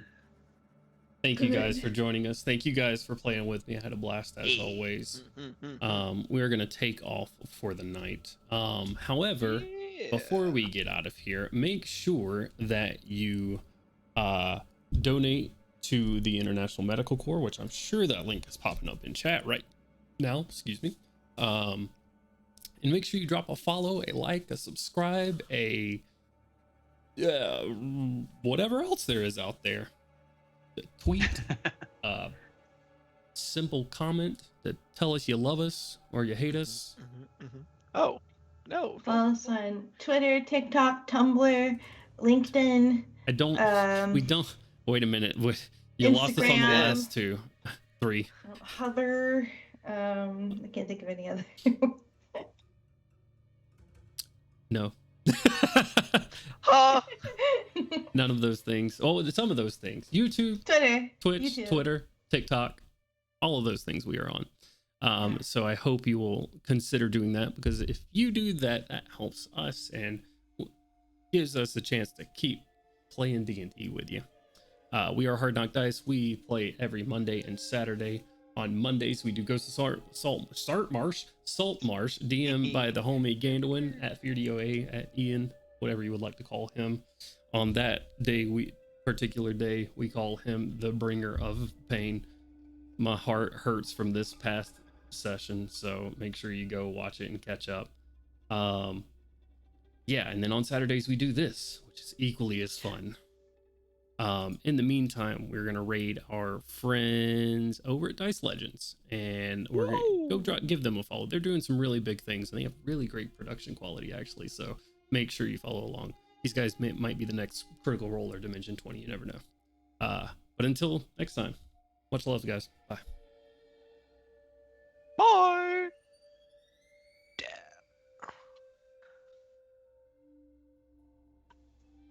If you're not dabbing.